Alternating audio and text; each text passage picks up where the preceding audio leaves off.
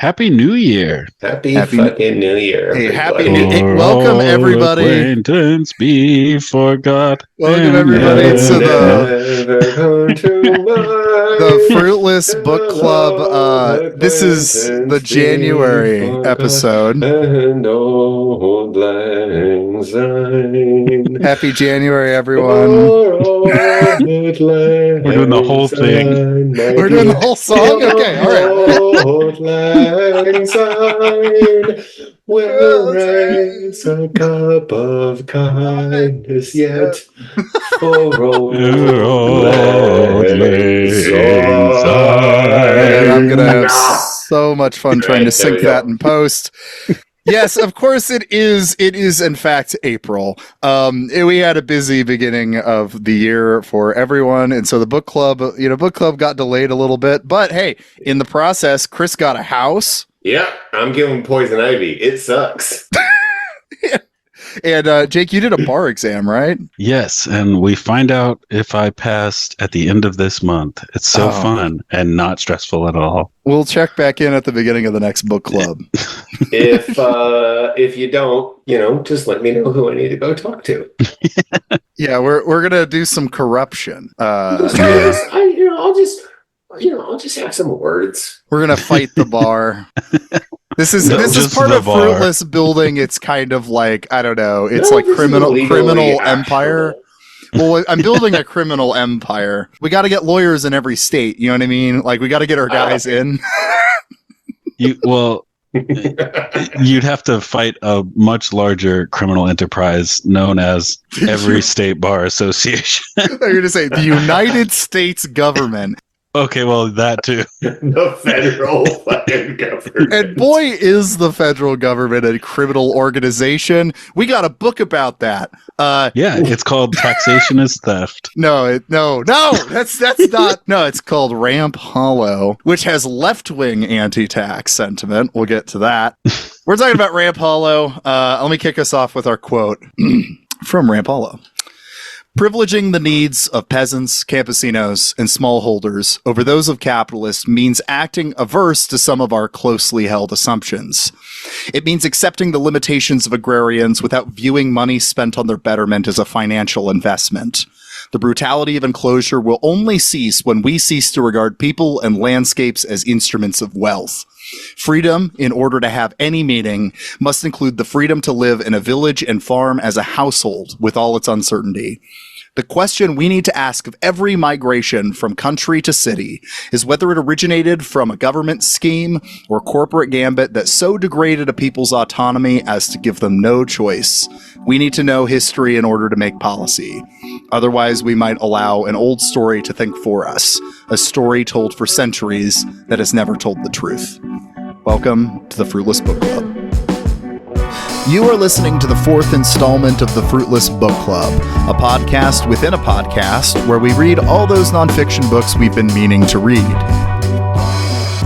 This is episode 31, Ramp Hollow, where we discuss Steven Stoll's fantastic history of class relations and the agrarian mode of production in Appalachia.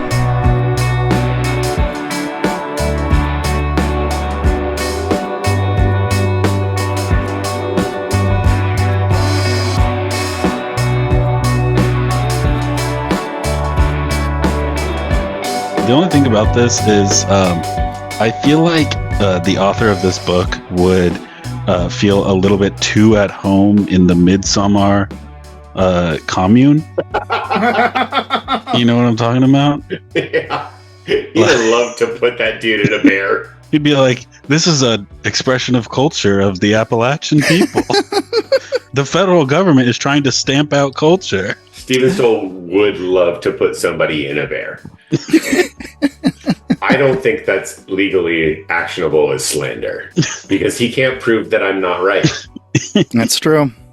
Well, welcome everybody to the Fruitless Book Club. We are joined today by our usual hosts here. I am Josiah, and we have Chris Barker. Yep. And we got Jake the lawyer. Yo, who's maybe passed another bar exam. Yeah, He's we'll see. Get Knock on wood. Extra lawyery. I have been so excited to talk about this book, and the last few months have been kind of torture because of all the life stuff that has to make us delay, because I just keep getting more and more excited to talk about this book. It's the one book. Yeah, there is a one book theory of the book club we're developing. Because this book references both so many things. For one, it references David Graeber, a thing that we talk about frequently on this. Way too much. I'm so sorry. Too much.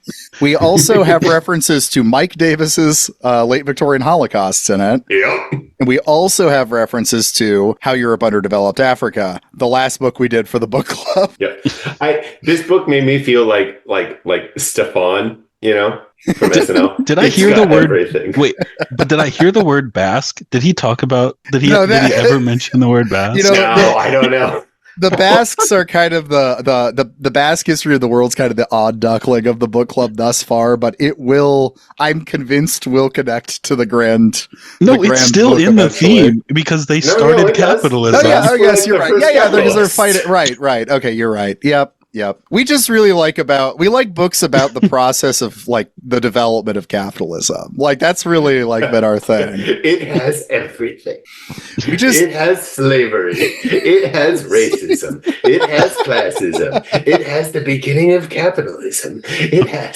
It got one of my environmental degradation. It's got one of my things in it too. There's a reference to Michel Rolfe-Trouillot, who is I don't talk about enough on the show. I think one of the hugest influences on my worldview historically. He's the Haitian historian. If you haven't read any of his stuff, look up his essay on the Haitian Revolution, An Unthinkable History. The Haitian Revolution is a non-event. It's an amazing essay. But we're not talking about that. Okay, I have not read that. So can you please send that to me? I will. Actually, in general, the book Silencing the Past is the essay collection it's from. People have called it this next generation's E.H. Carr, What is History? Oh, okay. Today we're talking about peasants. We're talking about peasants and agrarians. That's Ramp Hollow's focus, and I didn't expect to find peasants and agrarians as interesting as I did. Ramp Hollow is entering the canon of books that drive Josiah crazy, make Josiah crazy. This includes capitalist realism, Dawn of Everything, a lot of these books that have just they kicked off so many things that I'm interested in. The last few months, because we've been edging toward doing this episode, but things keep happening, I'm still in the mindset of this episode. So I'm I'm interested in agriculture now. And I started reading Ecological Imperialism. I'm really glad that this one worked for you, at least. Jake, it seems like you liked this book. I also enjoyed it. I actually signed up for Extinction Rebellion. Wait, seriously? After I read this? No. Shit, dude. I don't know. I also don't know if you just sign up to be part of an eco-terrorist group. Actually, what you do is you call the CIA and you say, "Hey, can I be a part of this?" Well, let's kind of start off with laying the groundwork here real quick. So this book, it's addressing one of our favorite subjects on the book club thus far, which is stage theory, development theory, things of that nature, right? Which I did not know when we were going into this. No, I really did not know that was what this book was about. You did not seem to realize how perfect this was going to align until we started reading it. We were all messaging each other oh my God, this is literally following so many themes. One book. We're starting with, we're talking about peasantry here. We're talking about agrarians, and we'll get to Appalachia specifically, but kind of laying this groundwork because they're really kind of weird. Agrarians, peasants, smallholders, they are a counterpoint to the stage theory of how you see things as developing from hunter-gatherer to agrarian to, that classic thing, up to capitalism and then ideally communism. Peasants don't fit that. Peasants don't fit that because there's a really fantastic quote from Steven Stoll here where he goes, like hunters and herders, they belong to a stage before modernity, but unlike the others, their work remains essential to modernity. Both capitalism wants to get rid of agrarians, but also you cannot have capitalism without agrarians because people fucking eat. Yeah, and so then capital sits here and tries to mechanize, the ways of feeding people, which is brutal and destructive and terrible in and of itself, as Josiah, both you and I know from living in Iowa. We see that shit all the time.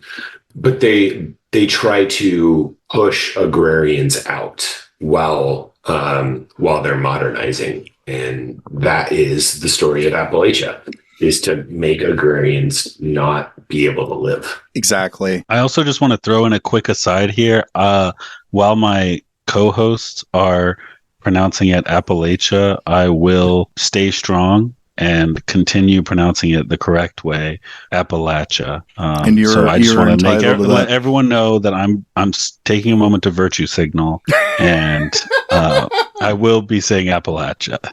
I will not be able to control how I say it. It's good.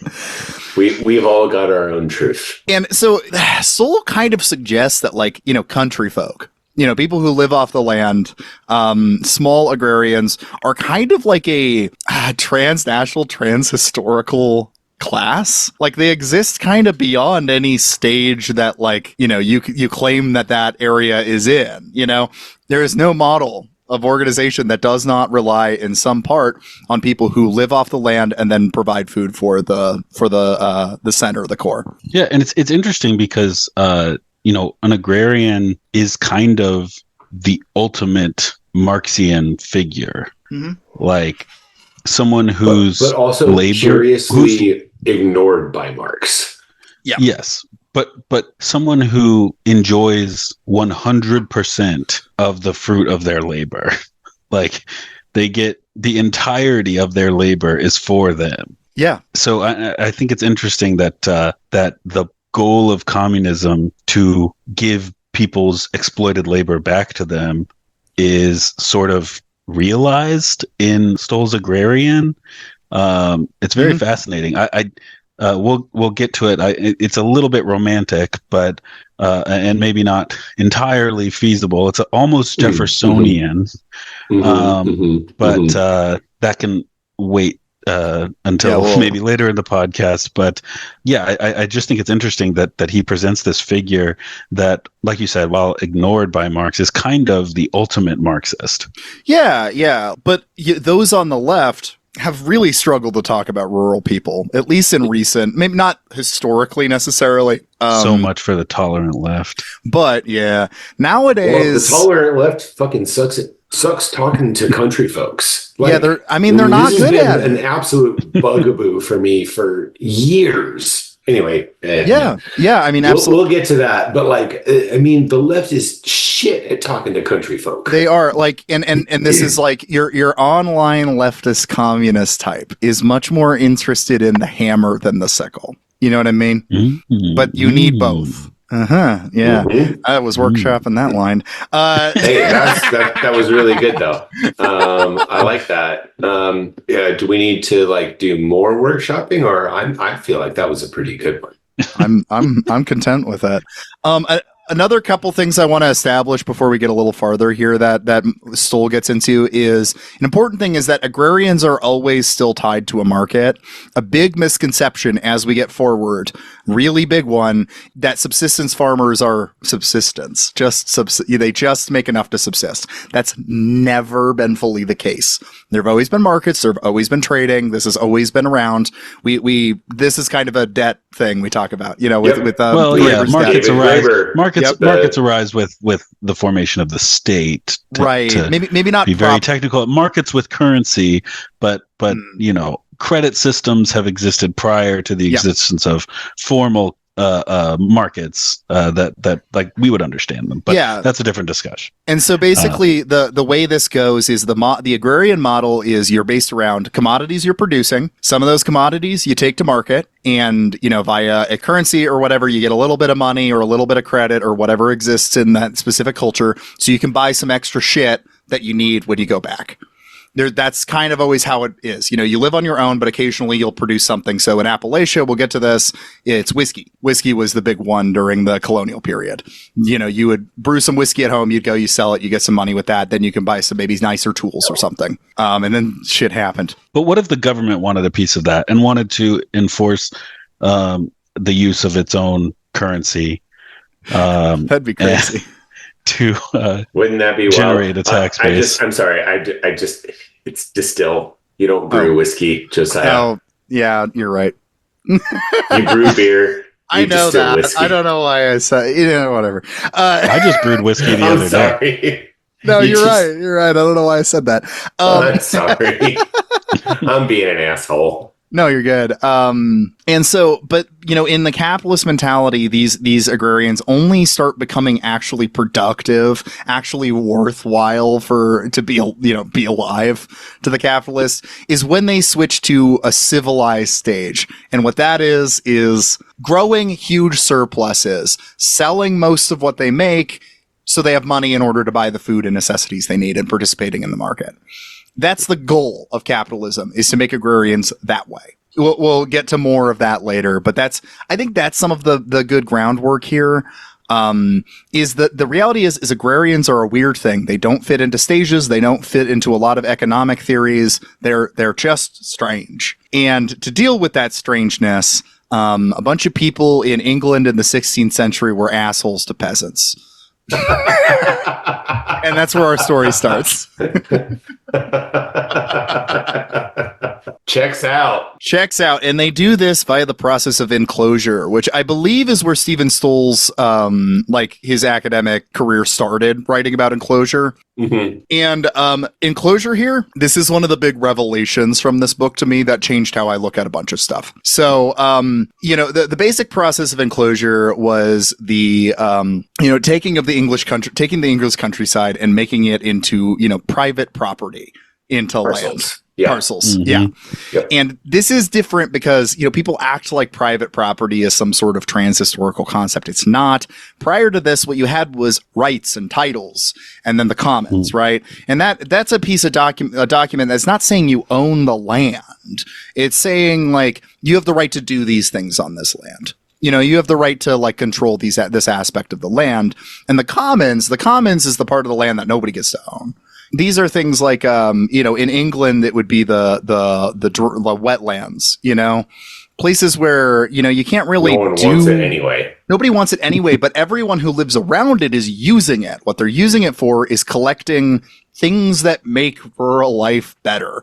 In the case of this, it's peat or hay is what they're collecting. Yep. There's animals in there. There's all manner of things that you can, if you're a person who lives around there, is like, oh, I can use that. And this is kind of the unspoken part of why enclosure was so bad, was because it took this land that wasn't useful to an early idea of capital anyway, whatever, and got rid of it, but had been useful to people who were living there for collecting things like mushrooms and the weird things you can't really cultivate. You know what I mean? And those are important. So enclosure was this process of taking land, making it into plots, getting rid of what doesn't seem useful. And, as we see throughout this, capital is not necessarily very good at knowing what land is useful for, what it's useful for. And in the process, destroy the peasants and kind of work them into the market system. Because you get rid of the commons, suddenly they have to rely on the market to provide those things that they used to get from the commons. And this is the revelation for me. The moment he triggered something where I just everything clicked immediately for me. Because what he argues is that enclosure did not end. It just ran out of room in England to continue enclosing land. So what did it do? It started enclosing North America, and that is the war against the natives. That is the indigenous genocide that continued to take place, was a process of enclosure taking place in the U.S. And now, to this day, we see enclosure is a constant process that's taking place. We see it oftentimes in places like Africa, which if you want more about that, go back and listen to the previous book club episode. And so it's a never-ending expansion of conquering territory and dividing it up into lots that are useful for the ruling class. This has been an ongoing, quote unquote. useful. And in the process, displacing anyone in its path, regardless of who they are, regardless of whatever. And so while the way of life would be very different between, say, a villager in Africa and a hunter-gatherer Plains Indians or Appalachian Scots-Irish, all very different styles of life, all victim of the same process. And that's kind of where Stoll's argument comes from. And that to me clicks so much into place. I think it's a really compelling argument. What do you guys think? No, I was reading it and was going, oh shoot. Yeah, no, that's the whole thing. That's the whole play. That's what they've been doing. Because it explains on the first order the shittiness against Native folks in the United States and the willingness to oppress enslaved people. Then it explains the willingness to go after, shiftless hillbillies, up in the mountains because, well, but we own this, quote unquote.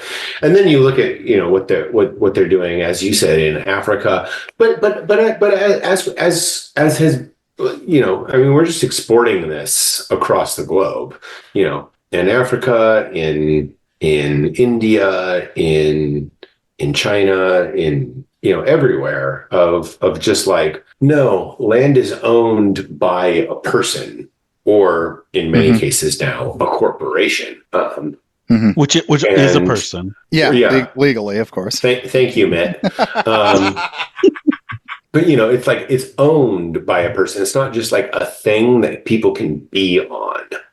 I do like the right to roam that is in a lot of European countries where you're just kind of allowed to walk around. Yeah. Like, are you two aware of that whole thing? Yeah. Basically, I've heard of that in most before. of Europe, you can just sort of walk around and no one can do shit about it. Like, yeah, I'm allowed to walk around here. Leave me alone.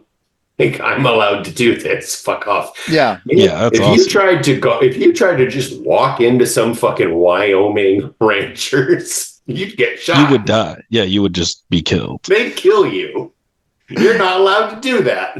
That's fucked up. Right, which is, this is the result of not I feel like the impression is that it's like a result of rural country guys get off my damn lawn, my property, I'll shoot you, right? That's Stoll's arguing that's not the case. That's a bourgeois suburban or urban mentality that got slowly exported.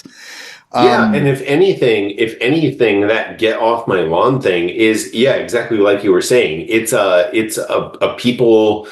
It comes from people from the city who are too tendentious about their property. What? Yeah. It's a whole fucking field. Who cares? I can walk on this. And I do hate to cite him because he is such a horrible anti-Semite, but Proudhon has a litany of very good arguments against private property in what is in his classic What is Property? And the answer, of course, is theft. Because in order to create private property rights, you had to use force to exclude people from an area. There was a time where the land was just the land. Yeah. And then somebody came along and was like, actually, this is mine and that's yours. And what he says is, so actually, I'm not the person that is infringing on your rights. You actually stole from me, or you stole from God, or you stole from someone else, because the land was actually not yours to begin with. So you end up having these post hoc rationalizations from people like John Locke saying, oh, well, actually, it is yours because you mixed your labor with the material in order to, like I said, justify post hoc the violence of enclosure. Yep. So I think, okay, so similar to what you're saying there, Jake, that like private property is theft. Like, I think that this book is really strongly making the case that private property is theft. It's also weirdly making the best case I've ever heard for taxation being theft. And it is. I was reading it sometimes going, let's not go there yet. As someone who loves a welfare state. Oh, I don't get me wrong. But I was reading it going, wow, this is the best case I've ever heard for this libertarian argument. Because theft is one of the underlying things about a theft is that it's a taking without permission. As someone who just took the bar exam, that there's elements to theft crimes, and one of them is that the taking is without permission, and tax takings are different because the underlying assumption is that for the community to work, you've impliedly given your assent to be taxed by your participation in the community. Let's put a pin in this. Yeah. Let's putting a pin in this because we're gonna come back to this when we talk about the Whiskey Rebellion. Real quick, the whole property is theft thing. I think what's really compelling about this book is that I've always taken the property as theft, or like the idea that like any land that is owned is called private property goes back to somebody stealing it initially. I always believed that on a conceptual level. This book goes, no, this actually happened. Here's the receipts. Yeah, they just put up fences. Like this is how it happened, and it happened. It happened in Appalachia. So let's take a look at this as a cultural region. So nice segue. Yeah, there we go. Sorry, the part where we fuck it up with a concept called property. Yeah. So yeah, the kind of makeup of the culture of Appalachia comes from, you got Swedes coming in initially. Swedes. Which this kind of relates back to like where the impression of it comes from, because I cannot pronounce this word, but the people from Sweden, the Kurvismia, I don't know. And they usually don't pronounce the T's on the end, so okay. So they anyway, those are the folks that moved, sent to North America from Sweden, and they were considered volatile and violent and shit. And so you already start getting some of the hillbilly mythology. I'm so sorry. I thought the Nordics were supposed to be the people that were like the supreme race.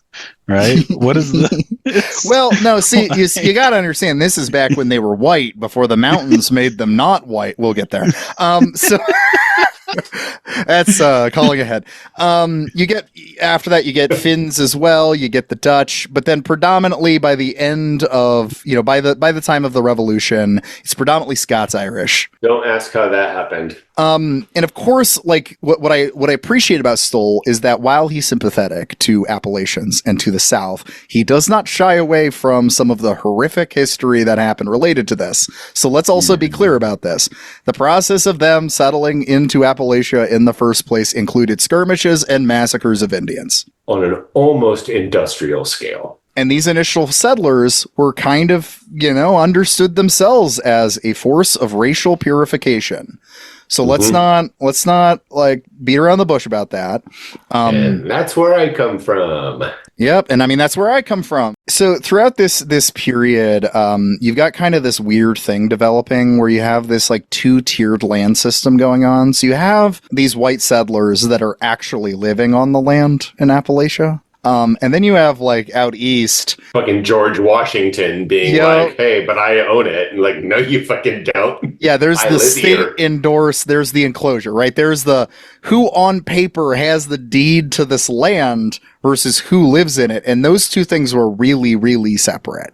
There was a lot of cases where people would come out, especially right around after the Revolution, come out to the Appalachia where they supposedly had a big chunk of land waiting for them that they'd purchased as like an investment. And suddenly there's a bunch of hillbillies living on it. Like, now what the hell is this? what the hell is this? Now, the hillbillies there, they started living there probably several generations ago. You know what I mean? Like, they've been there for a while and didn't know that someone could even own this land, let alone who is this New Yorker that's shown up to tell me I have to leave. I wonder if there is an old squatters' rights. I wonder if there's an old English doctrine of common law that could help us in our cases about land seizures like that. Wow, if only there were, Jake.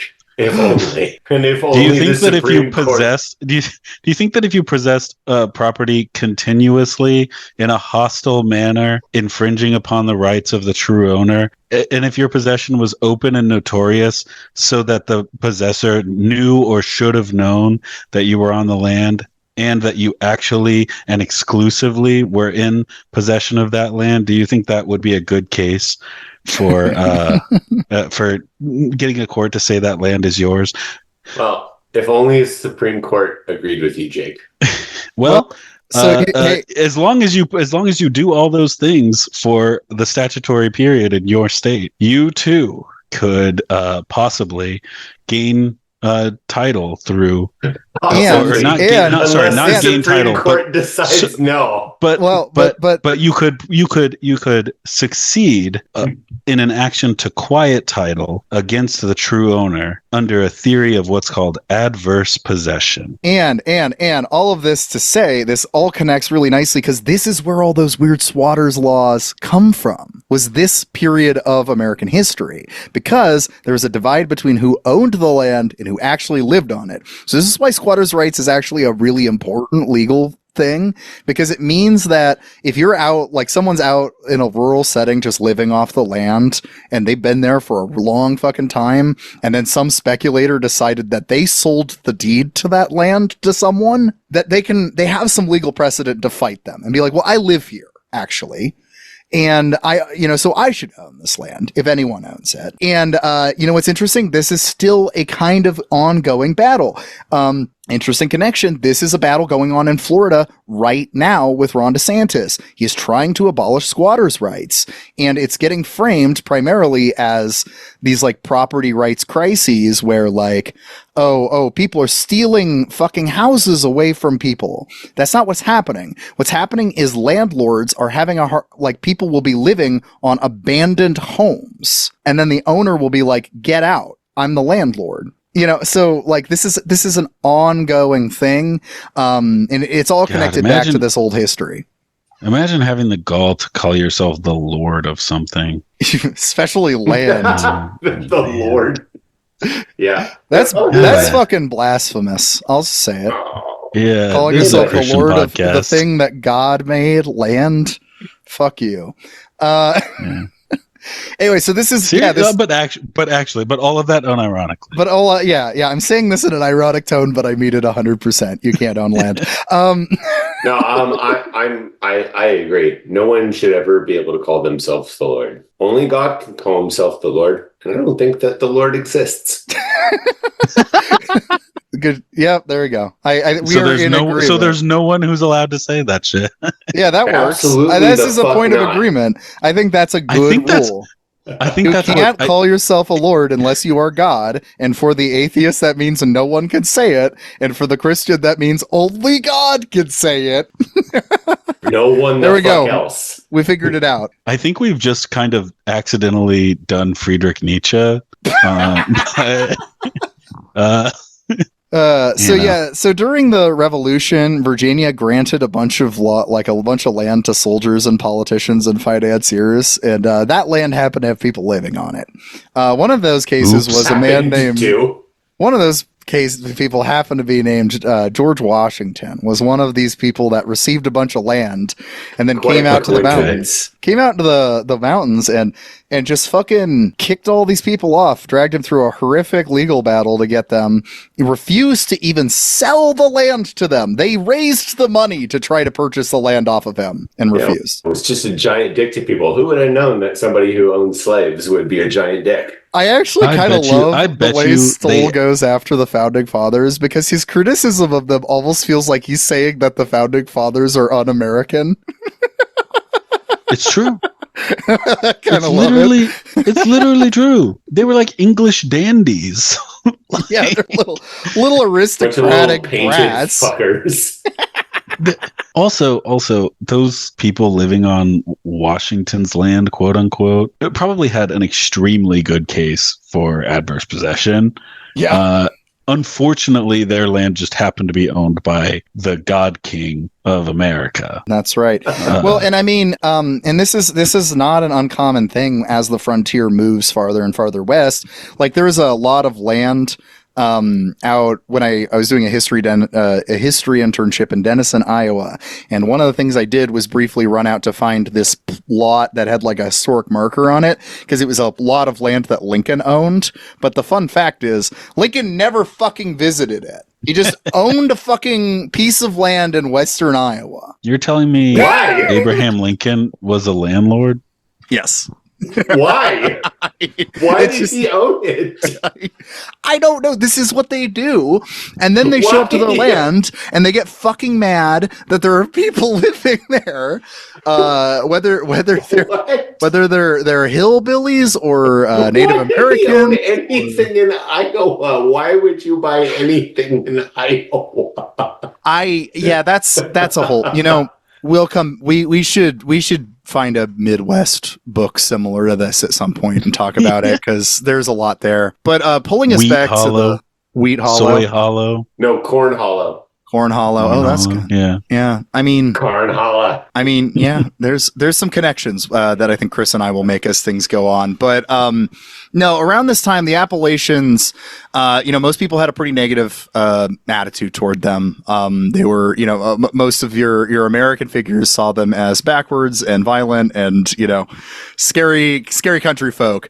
But a little after the Revolution, there was a shift toward kind of admiring the woodsmen. They represented the American ethos, the image of the true frontiersman, American male. But by the time of the 1860s, that admiration had worn off and we were back to these, horrific opinions about Appalachians. And everything kind of boiled down to like a weird handful of ways of looking at them. So there are some people who looked at them in positive light, and how they looked at them was that actually the Appalachians, they represent a pure form of Anglo-Saxon race. They're connected to like what Elizabethan English peasantry was like. They're the true white stock. That's one explanation for the Appalachians. On the other hand, you have the more common, these are a bunch of degenerates. And, this one still has a racial explanation, by the way, though. Isolation made them less white. They're cut off from civilization and they just went native again. That's why they're that way. Yeah. That's how race works. And you know what? This is still the explanation that people give. Exactly how race works. No, this is still the explanation for why Appalachians are the way they are, is isolation. Instead of ever extraction, ways that this, this area was destroyed by industry. No. It's the isolation that makes them weird. In fact, I ran into this and I just wanted to mention this. A YouTuber who I normally really like, Atlas Pro. I don't know if you guys have ever run into him, but he does interesting videos about geography and stuff. He did a video about West Virginia and he relies on the same stereotype. He's a good intended guy, but he still says, yeah, so much of their problems is just because there's not enough transportation in and out, and that's why that they're this way. That's why it's so poor there. And that's not true. It's because all their fucking resources got stolen. Yeah, I wonder if there's like a material explanation concerning ownership of the means of production that could explain. If only we could come up with some sort of you could solution. Analyze the material things going on. That happened in the material things that happened in history. In a way that involves a dialectic. There could be like two things and they could like come together and create a new thing. We could have a synthesis and we could have a thesis and an antithesis. Bad Marxist. And we could have Marxist. A synthesis. Nice. Now, the reason I bring this up also, though, is because I think this book is dealing with an interesting tension that I think we laid out really nicely, though, because this book definitely has a Marxist influence. I don't know how much he is literally explicit. But he also goes hard against Marx in the beginning. Specifically just Marx's treatment of peasants. He's also really affirming of Marx in other parts, but he's like not happy with Marx about peasants. And frankly, I think most people shouldn't be. That's right. But that's completely agree. Yeah, I think that's a correct thing. I mean, even that was Mao's criticism of Marx. Not that I'm going to bat for Mao by any means, but I'll say, like, you know, even from the authoritarian, even from an authoritarian leftist perspective, it would still be worthy of criticism. But I say this because, okay, Stoll's engaging with a lot of Marxian thinking, but he's also really interested in environmental history, which is a different angle. They're related, but it's a different angle. And so the thing that kind of comes out of that racialized isolationist explanation for Appalachia is the result of environmental determinism. And what Stoll is really adamant about is that it is both. It's both, right? There is an environmental component. Our geography does shape us, but geography is not destiny. It's not that. There is also material conditions and human agency built into it. Because your environment is part of your material conditions. It's just only one part. It's not it's not the only factor. Yeah. And this is, I mean, and this goes into like the kind of godfather of American environmental history would be, I'm forgetting his first name, but Turner. Frederick Jackson Turner. Yeah, that's the one. Yeah. And, you know, his explanation fits into like how people would explain Appalachia. So like, you know, Turner's whole thing is that like the American history is built around the frontier. You know, there's the frontier where that's where the true American spirit lives. And, you know, as the land gets more colonized or whatever, it gets more quote unquote civilized. That's where you get, eventually decadence, complacency, whatever. So the true Americans go out forward into the frontier and they carry on. And so this is how it's, you know, the American identity is built from the environment in this way, right? And the Appalachians are, because of their isolation, living perpetually in the frontier. That's kind of like how you can, that's kind of how the people explain the Appalachian, you know, circumstance. Yeah. Mm-hmm. Like these are people who are constantly having to scrape a life out of dirt that yields less every year. And so every angle of interpreting Appalachians for most of American history and oftentimes to the present either rely on racialized explanations or environmentally deterministic explanations. And no one seems very interested in doing class analysis. Yeah, and that's where we get Steven Stoll. Yeah. Until Steven Stoll, we're all just repeating Deliverance on a loop. Yeah, we're all reading Hillbilly Elegy, and that's kind of our world. No. We have no way of understanding.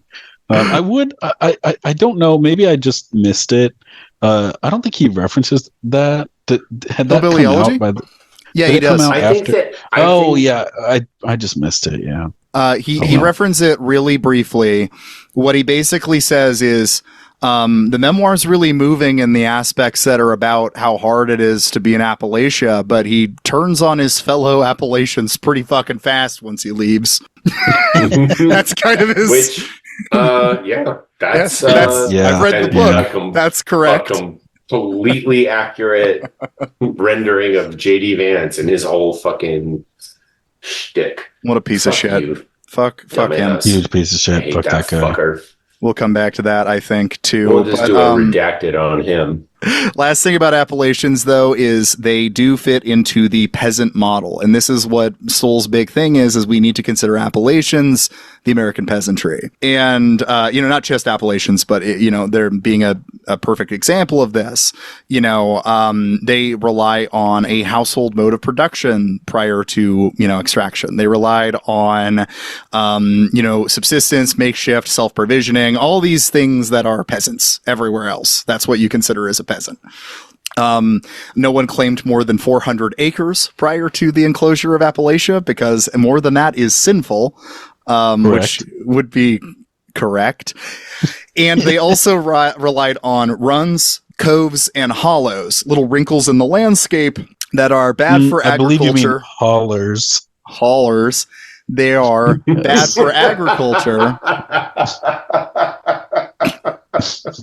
They're, of course, bad for agriculture, but they're good for subsistence, which sounds an awful lot like the commons we're talking about in England, right?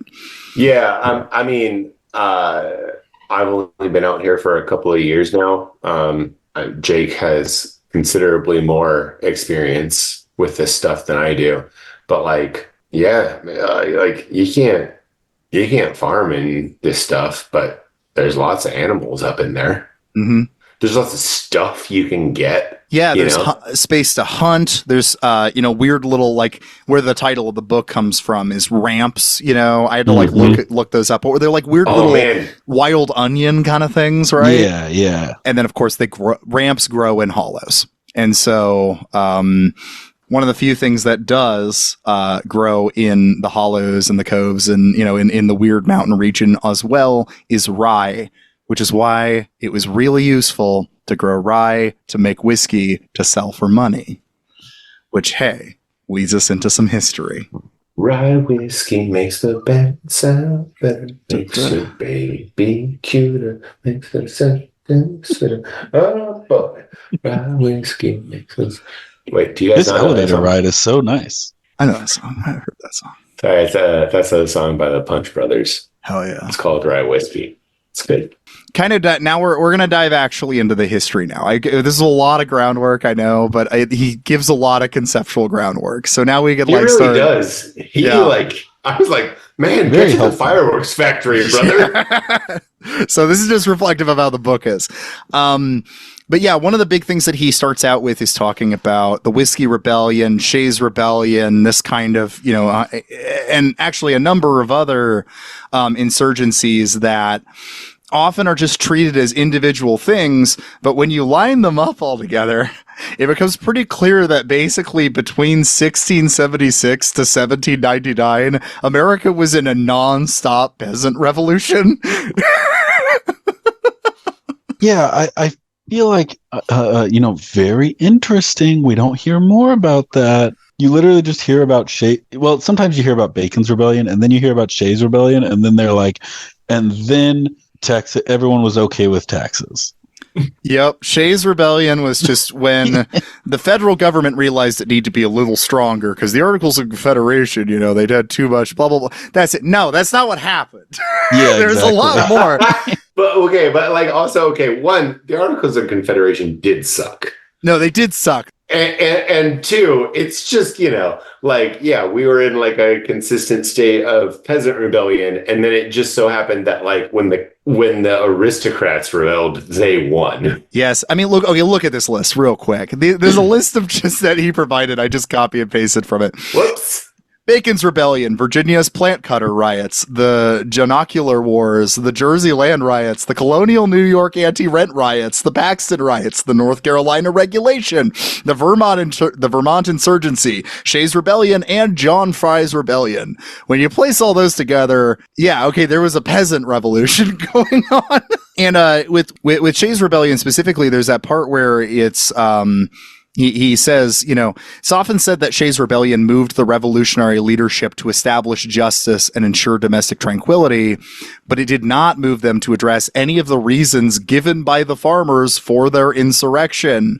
Hamilton didn't blame a credit crisis or an inadequate money supply or the end of the war. No, he dismissed a revolt involving thousands of citizens as one man's personal failing. This is the most American you can be.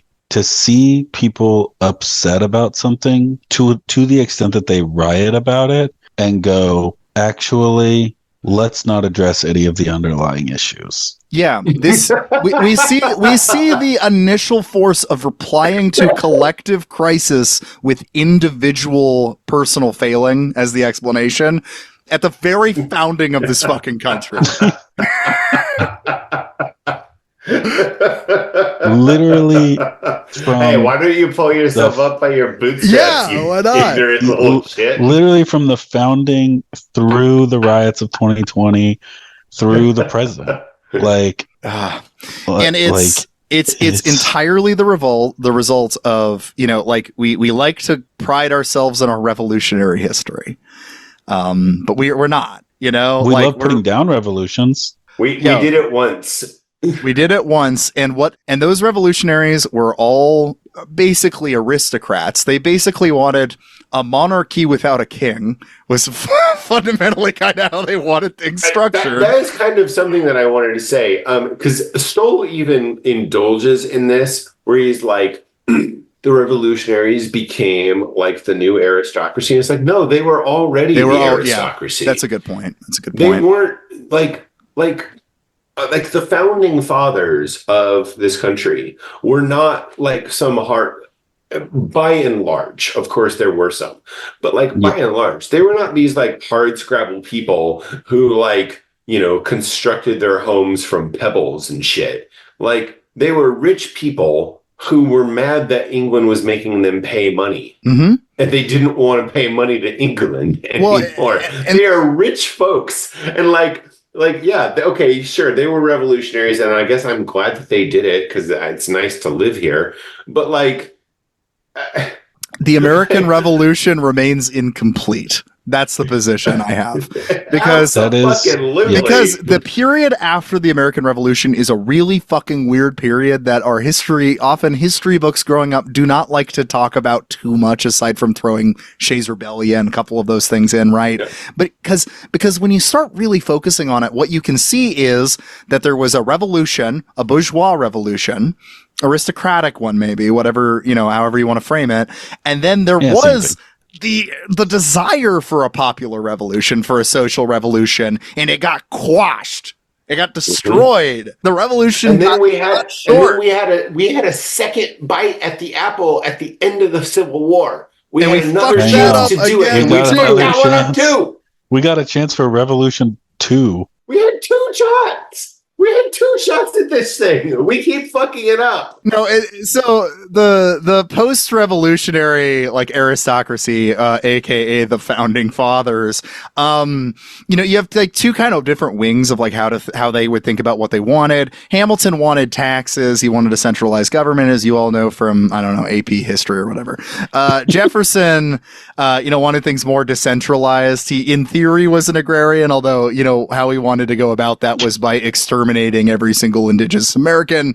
He was a vicarious agrarian. yeah, he was a he didn't want to. He didn't want to agrarian. He did not want to do any farming himself. Right. And so Hamilton then comes into collision with these damn country folk, these damn Appalachians, and how they tried to tax the Appalachians initially was by the only thing that they were doing that was, that they were selling a market that was putting them within the market, whiskey, right? And what I think Stoll's argument here is really interesting, because it wasn't really about making money for the state, because if that was the case, Hamilton would have taxed, and this would be the in defense of taxes kind of thing, Jake, we're talking about, right?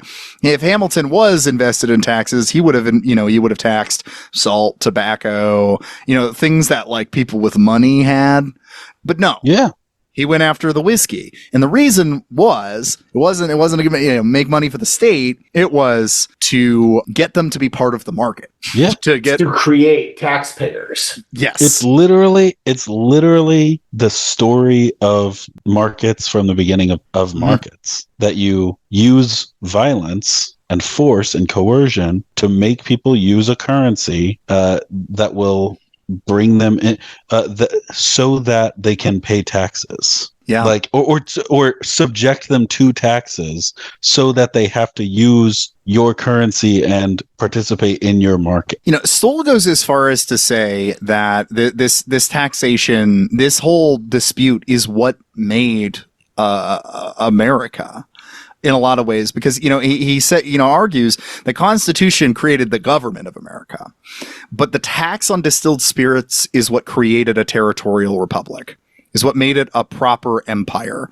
And Hamilton wasn't shy about seeing it as such. Hamilton did see the America as an empire. He saw it as they had, the Constitution had been the anointed ruler over a bunch of other pre-existing political entities, New England, the Iroquois Confederacy, 13 states, the Northwest Territory.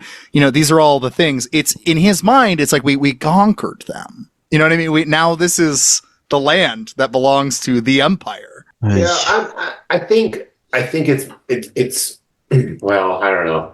Probably just splitting hairs here. We do that here. That's okay.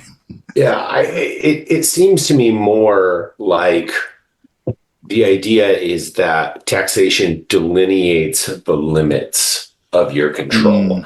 And if you can tax people, then that is the limit of your control. And if you cannot tax them, then you don't control them. And if you want to control people, then you impose tax upon them. Now, again, I mean, this is the kind of thing where I'm starting to sound a little bit fucking libertarian here. And I don't want to, because I actually am generally in favor of a lot of state control. But I mean, the argument that Stoll advances in this book is very, very convincing, which is that, like, there are a lot of people who exist or have existed beyond state control, doing just fine on their own, and they don't need us to mess with them. Well, but the state has a need to control them, and so it imposes taxes in order to bring them under its control in some way or another. I mean, that's rough. That's a compelling argument, but I mean, here's my response to that is I think that's not incompatible with your position, because like with both of your guys' positions about taxes and the more social democrat view of it, because those people aren't the ones that really need to be getting taxed right now that much anyway. Like poor farmers. I mean, that's not really the class that needs to be getting taxed as much as the fucking rich people. I mean, of course. Of course. That's where the money is. Of course. They could be left to do whatever the fuck they want in the mountains. I don't care. Like, they're not making a ton of money out there. They're just living. Yeah. But again, like, unless the state has some sort of form of control over them via the tax power, then they can't, like, well, again, I mean, they can't control them. There's nothing they can do about those folks. I have two things about that. Go ahead. Sorry, bud. I don't know if there is a separate entity called the state that has a basic need to control without. I think the control is an instrumentality to do something like force participation in a market in order to enrich the ruling class that is in control of the state. My second thing is to paraphrase the poet's Joyce Manor, the state can be kind of controlling. I want to be controlled. I think it'd be all right. You're fine with being controlled. I think I have more of a libertarian streak than either of you, like left libertarian, to be clear. But I mean, yeah. Look, I did my time as an anarcho-syndicalist. I don't have to, and as an anarcho-communist. Yeah, that's part of probably the difference is I entered leftism and was like a Leninist initially, and then drifted libertarian. You know what I mean? So, No, yeah, but I mean, Stoll's position is that taxes combine the state and the market, which I think is different from Jake, your position, which is that there's no state without a market, and vice versa. I mean, that's also my position. Sorry. My position is not there's no state without a market. My position is there's no market without a state. Okay, got it. To quote the philosopher Matt Brunig, the economy is one big government program. That is true. I do agree with that. Okay, yeah, I definitely I 100% do agree with that. Like, well, we've talked about this on, I think, the last episode actually of the book club, where it's like markets are always going to exist. It just matters who is the guarantor of debt. Mm-hmm. Well, markets don't always necessarily have to exist because they didn't exist prior to modern markets as we understand them didn't exist prior to the formation of a state. Well, but there is always everyone should read everyone should read Debt by David Graeber. God damn it. But there's always a guarantor of debt. Right. Yes. That constitutes a market. There is a guarantor of debt, and that constitutes a market. You guys have markets have always existed. You guys have different You guys have different definitions of markets, but you fundamentally agree. That's what's going on here. I also don't know if there's always a guarantor of debt. Chris is referring to like a market is just the basic trading that takes place among anything, like that debt exists. Yeah, and whatever. that's not what I. That's not and really what you mean a really specific thing when you're saying markets. I'm seeing what's happening here. This disagreement is a non-disagreement. I hear you. I don't even. Yeah. So Hamilton invaded the Appalachians in order to make them fucking pay some taxes. Yeah, fuck that dude. Hamilton invaded Appalachia, but he did not succeed. He did not succeed in taming the wild countrymen. He didn't succeed, but the industrialists would. And that kind of moves us on. That's the ominous little line that Stoll leaves us with as we move on more into the Civil War period. And there's a bunch of interesting stuff during the Civil War and then in the years following. This is kind of when things get bad for Appalachia. It's kind of starting around the Civil War. During the Civil War, though, this is like kind of an important little early detail. Sherman did the Port Royal experiment, right? This wasn't in Appalachia, I don't think, wasn't it? It was in... No, but it's still important. It's still an important... wasn't that Sea Island? Oh yeah, okay. Is in South Carolina. Yeah. So, it's out on the coast. But it was still an important stage in like the government's ability to do shit. To do shit, but also to make room for smallholder farmers. So the whole thing was it gave a bunch of freed slaves or former slaves 40 acres and a mule. Yep, 40 acres and a mule, and it worked really well. Turns out, bunch of farmers, if you give them control, not put them under some asshole plantation owner and just let them run their own farm, it goes pretty fucking well, huh? Until Andrew Johnson upturned it all. Yeah, Andrew Johnson fucking sucks. Fuck that dude. Fuck that dude. Right after the war, he's like, okay, the plantation owners can have the land back. Here you go. Yeah, I wish he was a subject of the musical Assassins.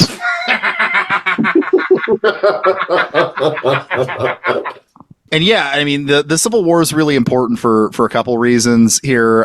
One is because you get West Virginia breaking off from Virginia, oftentimes framed as over the issue of slavery, but Stoll argues that's not the full picture of why West Virginia broke off. That was part of it. A lot of the mountain men, the Appalachians didn't like slavery as a practice. Wasn't out of some principled moral position, though. It was because plantations represent these big asshole people that come in and take over my land. So they didn't like plantation owners. Yeah, it's also like you said, it's competing class tensions where you have like these large holder like bourgeois owners coming in to these smallholders. And to go back to Stoll's thing about the environment, the environments were so radically different that it didn't really make sense to like have those communities be one big territory. Mm-hmm. Kind of like how Texas should be broken up into 5 different states. Totally. Yeah. I mean, like West Virginia probably should be like, I don't need to speculate what state it should get attached to, but it probably could be attached to a number of other states and it would have been better. But no, West Virginia broke off. It broke off, but this was a decision that was not made with the consent of most of the people involved. And it turns out the West Virginia Constitution just happens to grant a bunch of power to county judges. Happens to loosen the laws of title to make purchase easier for investors. Oh, I hate when that this happens. is a thing about the Republican Party that even back in the day, people don't really appreciate all that well. Obviously, they were on the correct side of not owning people. Yeah, that one specific issue, they were correct. But the Republican Party was always the pro-business party. They were always the pro-industrialist, the pro-capitalist party. So, they weren't for like literally owning people. They were just for, like finding ways to own them that didn't involve actually owning them. Well, and this is kind of a parallel we get back to how Europe underdeveloped Africa. You remember the English using anti-slavery abolitionist sentiment as their justification for colonization at periods. Yep.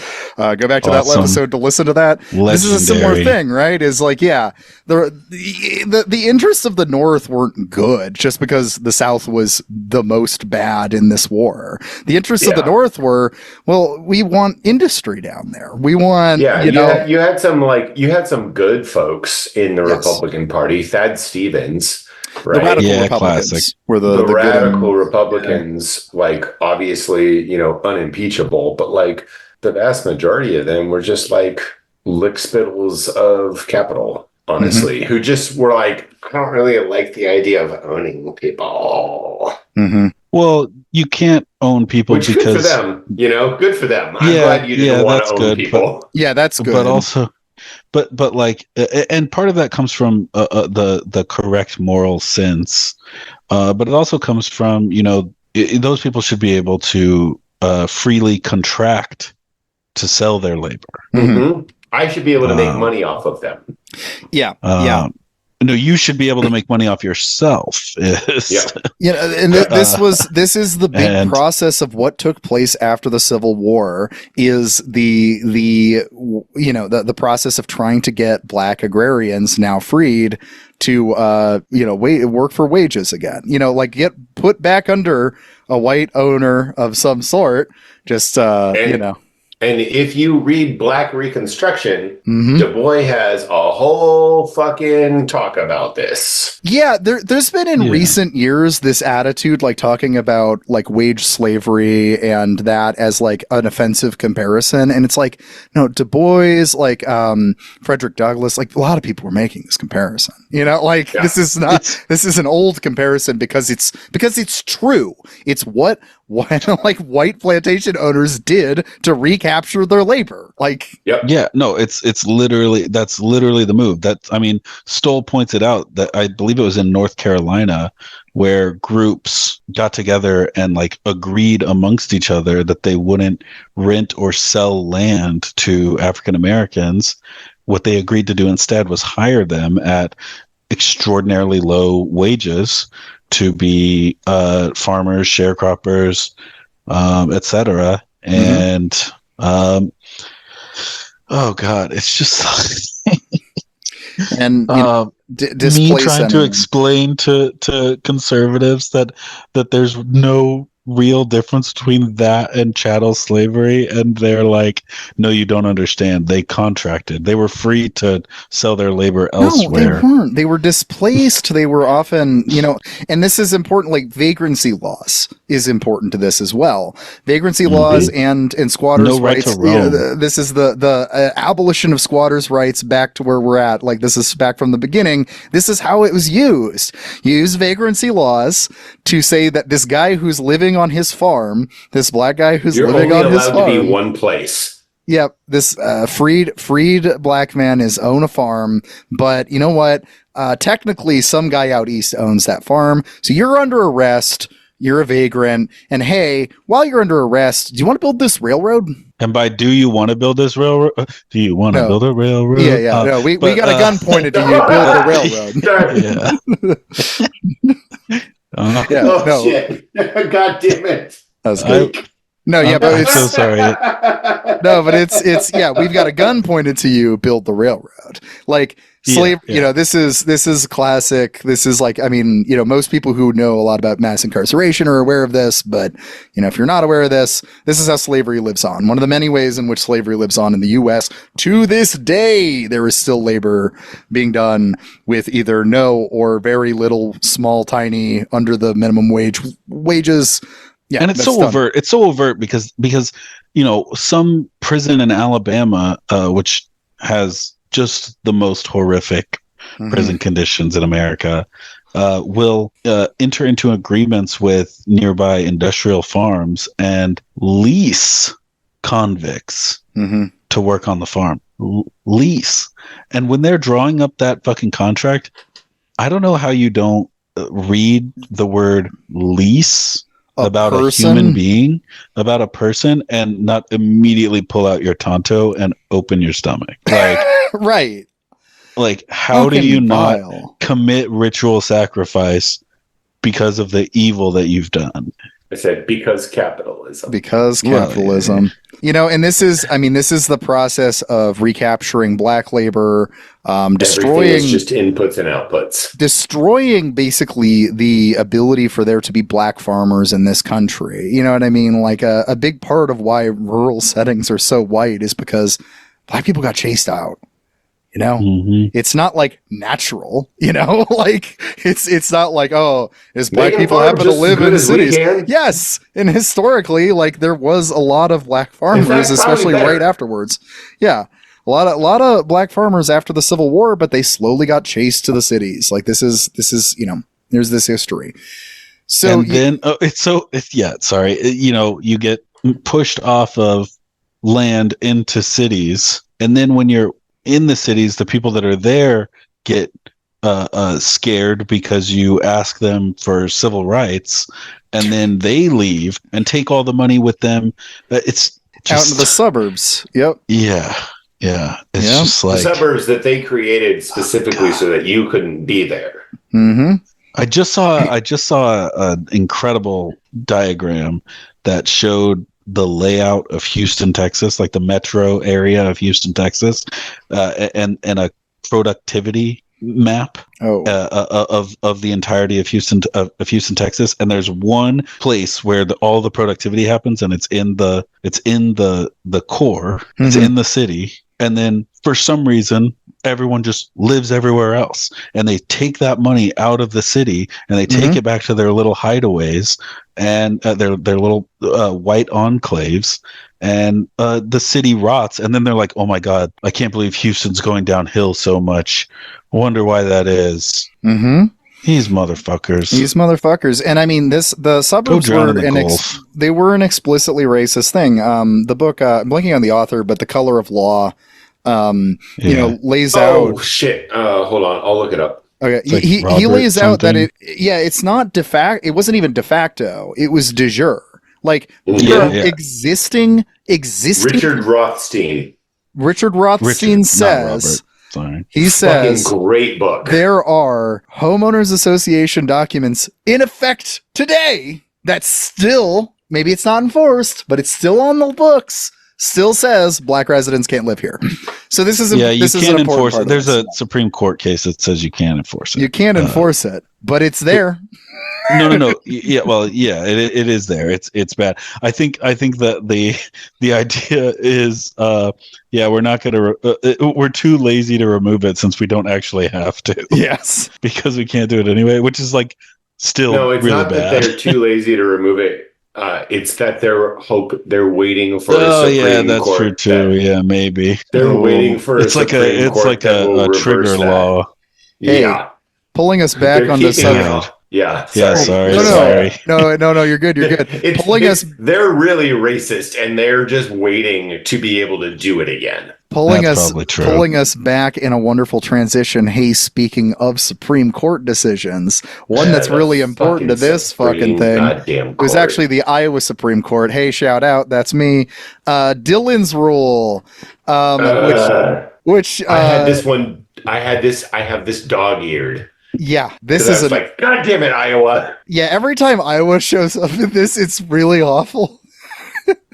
God damn it. Dillon's rule, basically what it did was completely strip municipal authority away. So like basically, it asserted the state government over the town government, over the city government, over the municipal government, And in the process, what this did was give people who live the people who live in an area no longer have say over things like when a railroad is getting built, because a corporation just has to get somebody in the state on their side. They got to bribe a judge, they got to bribe a senator or whatever, they'll get it figured out. But they don't have to actually address any democratic institutions within the area that will be affected. Chris. Awesome. I love the state. Oh man. I was reading this and going, this had bad results for then. And now I'm also like, but also I don't like it when like weirdo people show up to city council meetings and completely ruin everything. Mm-hmm. You know what I mean? Yes. Like, embrace the power of the alienated state. No. Well, like that's the thing is like, okay, so this ruling takes away local control and like makes it possible for corporations to railroad, to literally railroad. Yeah, that sucks. But this is different than going to the crazy person listening to the I don't want to say crazy person. That's not very nice. But the person with unorthodox views speaking at the town meeting. This is a little bit different than that. This is a little bit different. This is a major future shaping decision for this community. Yeah, I mean, yeah, you would also probably know better from a like legal perspective than I would.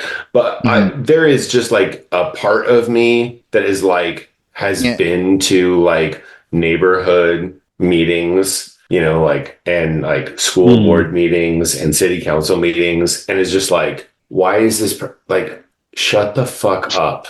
Just you should not have a fucking say. I think this maybe has more to do with individual municipal governments need to have better codes of conduct than it does to. I believe it was Zizek who said, "Would you really want to live in such a shitty life?" where every decision has to be made at a town meeting. No. Fuck you, I just want water to show up when I turn on the faucet. Yeah, I agree with that. I agree with that to some extent. But I think when it comes to... There are just the wildest people who show up at town council meetings. But again, this kind of decision is different than that. The impact of this kind of decision, like putting a highway through black neighborhoods in Memphis or any other major city in America, like that's different than just like, okay, what are we going to do about like the memorial, the random victims of communism memorial at the local park, or even like, are we going to build apartments here? And some like I would argue that's actually extremely important. Well, I know, but like some white hair shows up and is like, well, but what about that traffic? Fuck you, Jan. Build rail. Well, this is part of why you, as a socialist, you listening to this as a socialist, should be more involved with local politics, so you can combat 100%. The cranks. Also, I think, so when Jan shows up, you can be like, "Fuck you, Jan." Fuck you, Jan. But I do agree with that is a complicated thing. Like, I'm not necessarily just going out on the side of, the municipal authority should be the primary form of state, governance in the U.S. I don't know, but what it's also a really easy way for empowered populations to just like concretize their control over a place. Yes. Absolutely. It is a hard balance to strike between like having local control and national control. Right. It is good to have local control over things, but you also have to be cognizant of the fact that sometimes there are a bunch of fucking rich shitheads.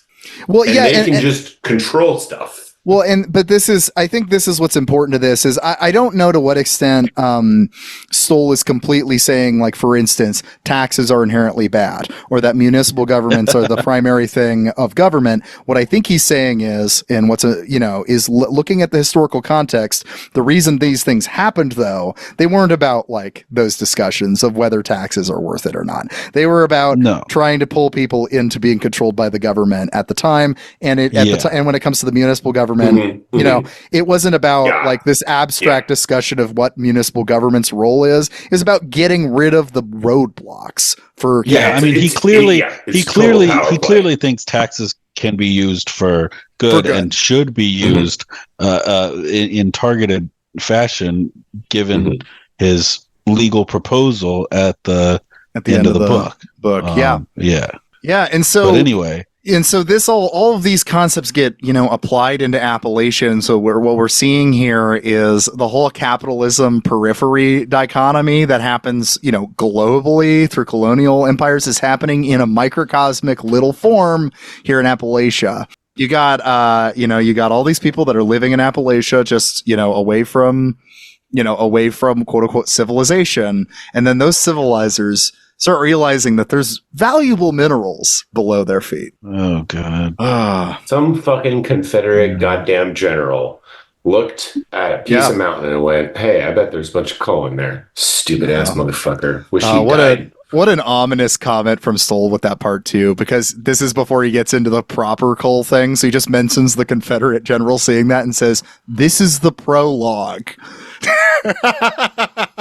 This dude has so many good one-liners. He's so good. We'll get to one of my favorite ones toward the end, but I also think it's important to, and maybe he does say this later, but as we're talking about subsistence farming getting chipped away, I do think it's important to note that he really didn't think that like subsistence wasn't really like the right word for it. He uses the term sufficiency a lot instead of subsistence, because subsistence our brains are trained to think of that as like we've said in earlier in this, scraping by.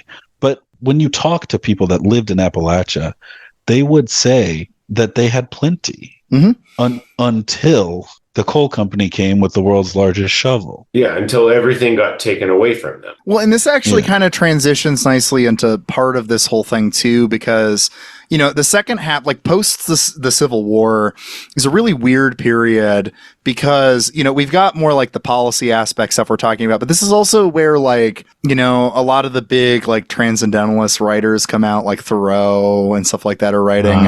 Wait, does that predate that, actually? Am I wrong? When is this? Wait, let me double check when Walden was written. No, okay, I'm right. It was prior to the Civil War, but this is part of the same kind of movement here. There's this like, romantic looking at the countryside, and a lot of these writers, Wendell Berry later on, were looking at the erosion of the commons, the ability to do subsistence farmer in this really tragic light, but also a lot of them had these, I don't know, racialized attitudes toward the Appalachians as well. And anyway, so this is part of the American culture is kind of developing out of this process of enclosure that's taking place throughout the country. Yeah. I mean, I just hate Thoreau. You hate Thoreau? I'm also like low key. I love Wendell Berry, but I also think low key he's a kind of reactionary. Oh, well, this is a tricky thing about what we're talking about here, though. Is I do think there is a temptation toward a reactionary side that's kind of built into talking about this agrarian politics, and I don't quite know how to navigate that minefield. Almost eco-fascist type, like an eco-fascist pipeline type thing. Well, I mean, there's a direct example of what you're talking about here, and we can maybe bring him up later too. But Eugene Genovese, a huge Marxist historian, specifically historian of the slave trade, went on to study the agrarian mode of production in the South, got really enamored by who are mentioned in this book, the 12 Southerners, or 12 agrarians. What is, I think 12 Southerners. And then he became a raging Catholic reactionary. This is a guy who he did a Paul McCusker. Mm-hmm. Yeah, he did talked about him pivot. on Know Your Enemy. He is a weird pivot because I'm familiar with him because of like doing research on Haiti in college. Is he the guy who would walk around campus going, fucking liberals? Yes, that was the one, because I had a professor in college who studied under Eugene Genovese before the pivot. But so he tells a lot of stories about it. But the guy is really weird for a number of reasons. And one of this is a guy who in the 60s and 70s was not able to get tenure at any college, even though colleges did want him because his scholarship was really good, but they didn't want to officially hire him because he had explicitly said that he is on the side of the Viet Cong. Base. So like that guy read awesome. A bunch of Southern agrarians and then decided ended up being like the arch Reaganite. Yeah, just a total fucking asshole. I mean, that's a classic move during that time anyway, during that like 3-decade period. He didn't go neocon, but he kind of has similarities to the neocons. But I do think these romantics and transcendentalists and stuff like that, it's fine, and like shave your face. Fuck you. I hate that Stoll made me reevaluate the meaning of Walden, because when you're just doing like your basic leftist Walden critique, you're like, oh, this is just a privileged guy going and living in his friend's farm, his friend's pond, for free, and just hanging out like close to a town, and then writing a bunch of shit about how enlightening it was.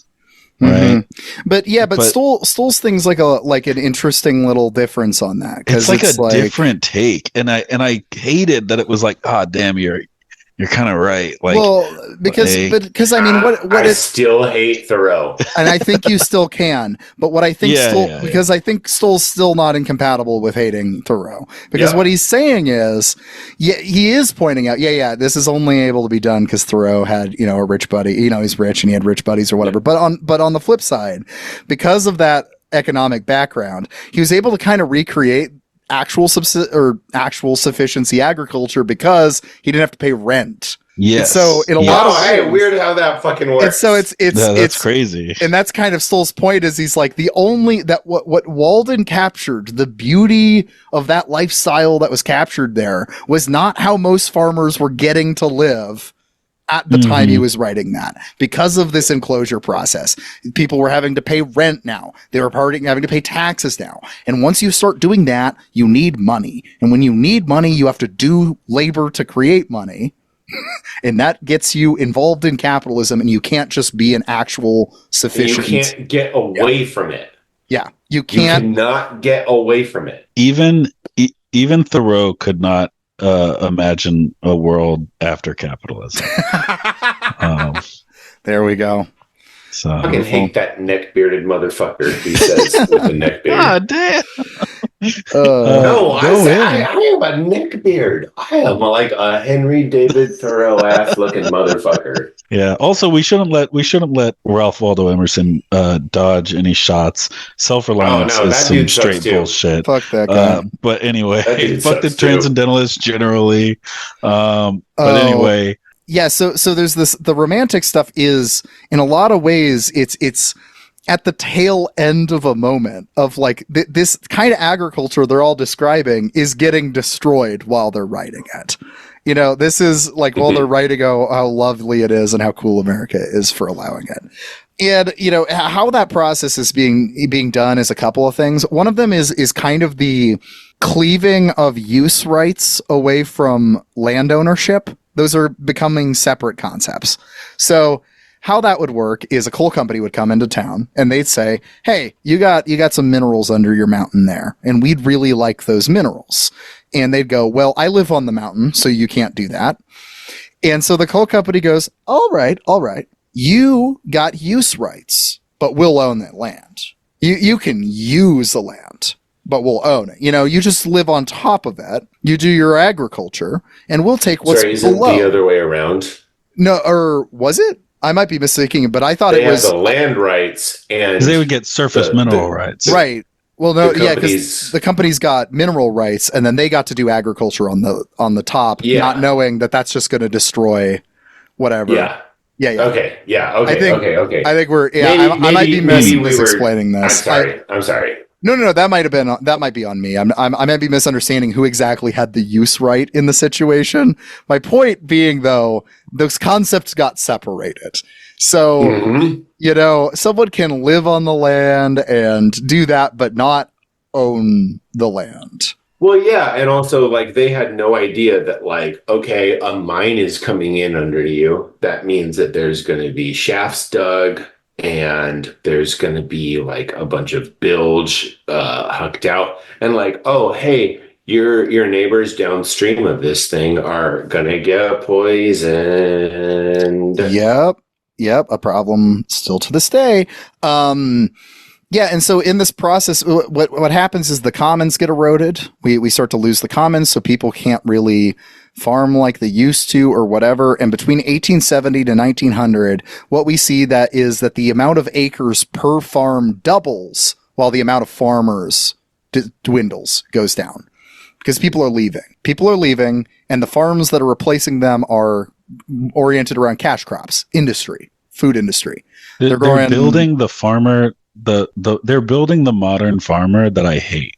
Yes. And it's so painful to watch him or to read him describe this. Like, it's so it was just like so infuriating. Yeah, because this becomes the asshole farmer that Josiah and I are so familiar with, who is some dude in a lifted F-250 who talks about, how much work they do on stuff and that person's usually like a finance bro anyway. Well, no, but I'm just saying, like people who call themselves farmers in Iowa at this point now are like usually shitbags. Well, they're bourgeois. Like they are rich. They are genuinely rich people. Because the farmer is different from the farm hand. Well, and it becomes an increasingly corporate thing. So you have businesses owning entire fields and doing this. Like the farmer becomes not even a real concept. It's replaced by the business. I remember. I think it must have been in 2020, because it must have been before Kim and I moved down here. But there was a political ad for that election, and there was this guy who was like, I'm just a humble farmer, and I looked him up, and this motherfucker owns half of a goddamn county.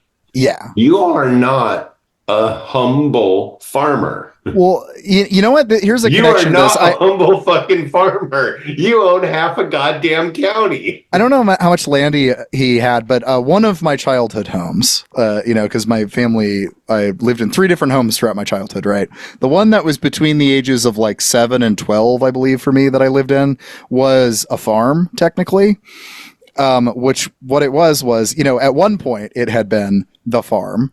And, the silos were there and stuff like that. Yeah. But the guy who owned the farm didn't live there anymore because he didn't want to live on a farm. So he rented out the house. So I wasn't involved in any of the actual agriculture or whatever. I was just around it. It would happen. The place kind of doubled as his workplace. So he had a big shed that he could show up and work and harvest and do his shit. Yeah. So I grew up on a farm. Drive the trucks around. Yeah. But I grew up in this farmer. This is the kind of farms that exist nowadays, though. What I'm describing here, right? Like I wasn't a farmer, right? My dad worked with computers. Like like none of this was we weren't agrarians, but you can tell people in interviews, I grew up on a farm. It was hard work. I could do that if I wanted to lie my way into Congress. But what I'm saying when you're done with this, I'd like to just do a little spiel about me too. Sure. So, go ahead. what I'm saying here is that, but that guy was an example of what farmers tend to be now. Not all farmers. There are smallholder farmers still. They do exist. Check out your farmers market. Probably you'll see some of them. But this is a lot of big farmers now. He's a really rich guy that owns a fucking half a county or whatever, and he rents out his house too. He doesn't even live there anymore. He probably lives in Des Moines in a nice mansion. He pays a bunch of people terrible money to work the farm for him, to the extent it can't just be done by machines.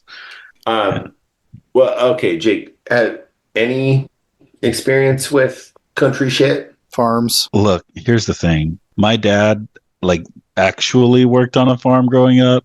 My grandpa was born in a shack on a farm in Arkansas.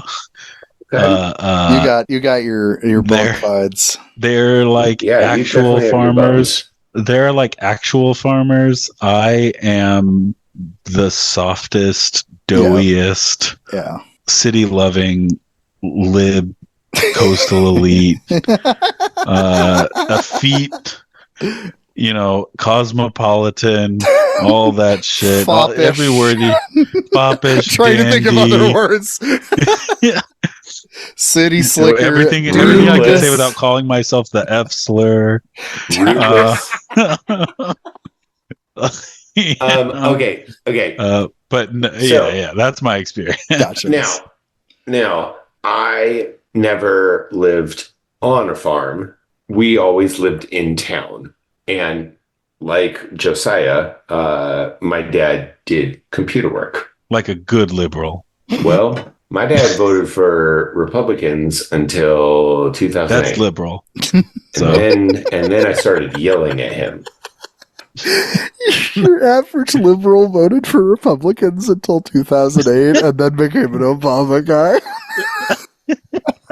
Then I started yelling. Okay, I repeat, that's liberal. Yeah. No, that's being liberal. But anyway, go on. Anyway, my dad is a very, very nice man. Josiah has met him. Yeah. He's a very nice man. Anyway, but we lived in town, but we had like tons of farmer friends, because when I say we lived in town, the town was 1,000 people. Right. I could walk from one end to the other in 10 minutes. It's a small town. Right. So I have killed pigs.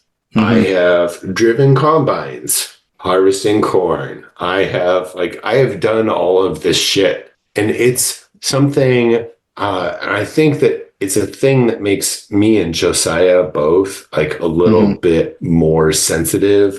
When we were reading this, we were like, yeah, I got my dander up, where it's just yeah, man, they're really fucking over the rural areas. It's not good what they're doing. And I don't know where you're going to be able to put this, dude.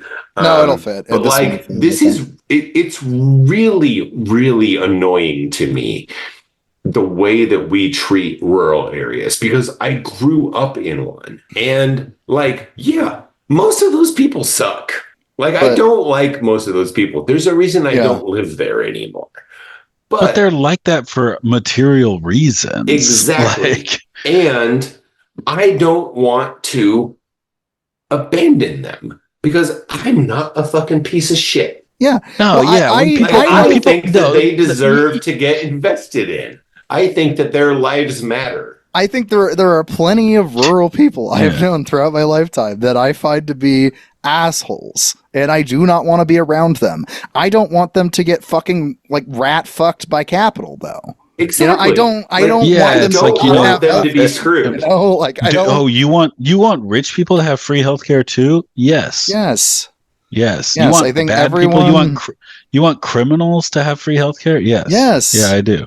And here's I want these fucking dickheads in my hometown to get free healthcare. It also makes me so frustrated, and that's one of the reasons this book was so it was almost cathartic to read a book that, you know, it's sort of about the South, but not like the deep South, the way that when you say the South, what comes to mind. But the way that people talk about the South as if it's just these evil, horrible people, I have to remind them that all those maps that are like just blood red, you know, in every election, they're only red because some guy got 51%, maybe 55% of the vote. Yeah. That means there's often via gerrymandering. Yes. Meaning that there's almost half of people that disagree with that person and wanted to see somebody else. And this is, of course, just people that actually vote, not including all the other people. But, you know, when you look at that, it's like you're just going to write off half of the South because there's a little over a half of the people there that have bad ideas. And even the people with bad ideas, you're just going to write them off for having bad ideas. Like obviously they're hurting people. Obviously those ideas do have effects and stuff like that, but also like they're still humans, and like it's like so weird and also, how people are just like doing is hurting people. You can't quit on them. Yeah, well, and you certainly can't quit on the people they're hurting. Yeah, like there are people in Tennessee right now who, sorry to dox myself, there are people in Tennessee right now who need help, and our state government fucking sucks. Yeah, that doesn't mean that I'm not gonna keep trying. Yeah, you know, I'm not giving up on the people who live here. They deserve better than what we've got, and there are people in Iowa who deserve better. Well, and this is the basis of any solidarity, though, is because, and this is what I really appreciate about Stoll, about the whole book, is he's consistently connecting this to so many different struggles throughout the globe, and even within America. Yeah, sorry. And we're getting back to the fucking book now. And in fact, one of the criticisms he aims at more Appalachians briefly at one point. He does the one moral failing. He doesn't like to do that as an explanation for Appalachians, but he gives one, and he says, you have allowed yourself to see your struggle as separate from the Native Americans that were kicked off the land, the African Americans that are struggling from to the same thing. The first step forward is to realize you are all victims of the same thing and the same machine. Yeah. You know, like that's where solidarity starts. And so, yes, I don't. There are a lot of really distasteful people out in rural settings. There's also a lot of distasteful people in city settings, by the way. There are. Yeah, you know, but that doesn't mean I don't. Ask us how we know. Yes, yeah. Both Chris and I worked at a coffee shop for 3 years in Des Moines. We could talk about city folk. Also, also real estate developers live in and just outside cities. So that's the thing. Oh yeah, those are not good people. They hurt people all the time. Yeah, I think that there is there's a frequent problem with the left in the U.S. is oftentimes not knowing how to talk to rural people, and this is a theme we'll come back to in a little bit again. But I think this is kind of fundamentally what we're getting at here. But real quick, to kind of speed through some of this history here, there's also something I wanted to mention in passing was, Appalachian, the famous feuds that happened in Appalachia, right? Yeah, Hatfields and McCoys. You know, without getting too deep into it, the whole, infamous, Hatfields and McCoys dispute pretty clearly has a bunch of this extraction that was coming in to blame. The railroads that came in, the stuff, the land that they used, they started disputing over it in part because they were getting pushed off their land. Well, and not only were they getting pushed off their land, they were participating in the industry that was pushing them off their land.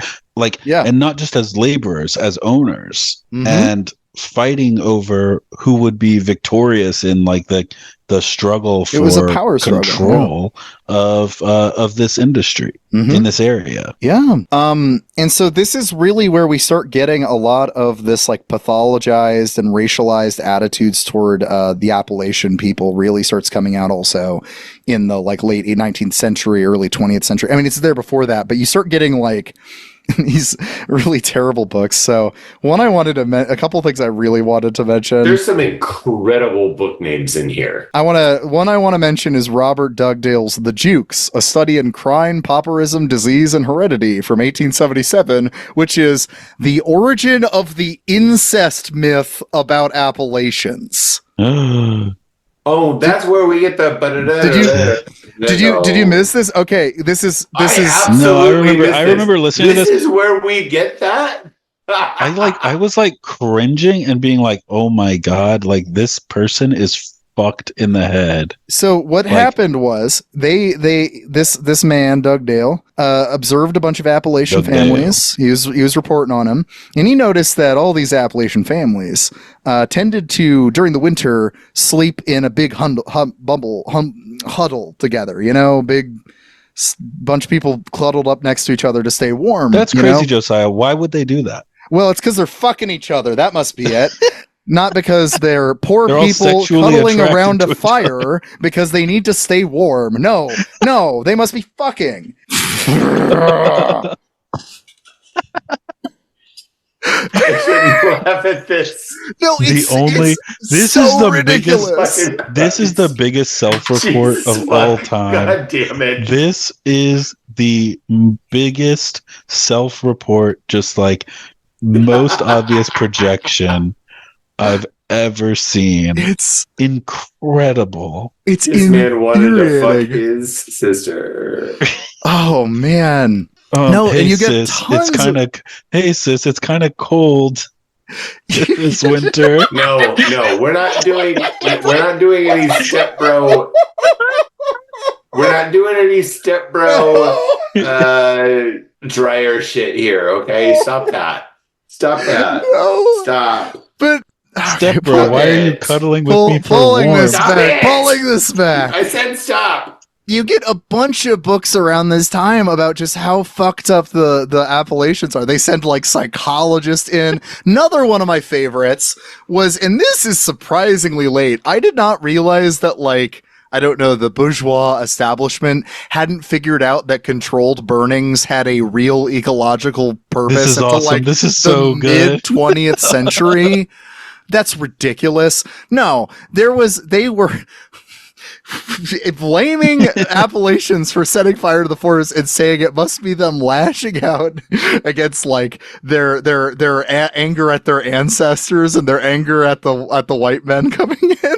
This was awesome. You may have the quote in here somewhere, but when Stoll was talking about this, he was literally like, and this researcher who clearly knew nothing about burning. He just like roasted this guy for being a dumbass. It wasn't just that; it was a psychologist. It was what it was. Psychologist. They sent a psychologist in to observe the ecological practices of Appalachians because they can't fucking have any environmental reasons to be doing what they're doing. No, it must be fucking psychology.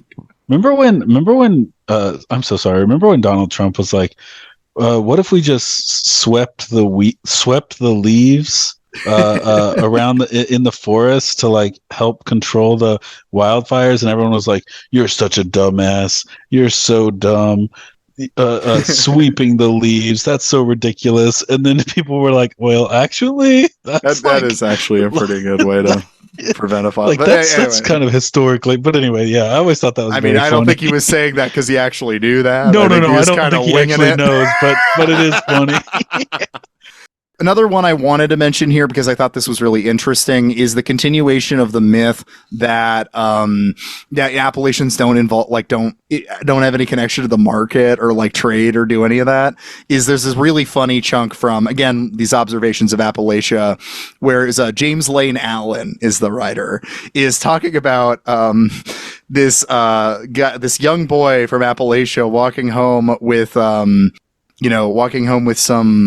like pennies or whatever, I think, and that he was maybe going to go buy something, and he starts kind of inventing in his head this idea of like, wow, this boy is going to experience civilization for the first time. He might buy taste a pie for the first time, things of civilization. And so I'm just going to read this Stoll quote right afterwards.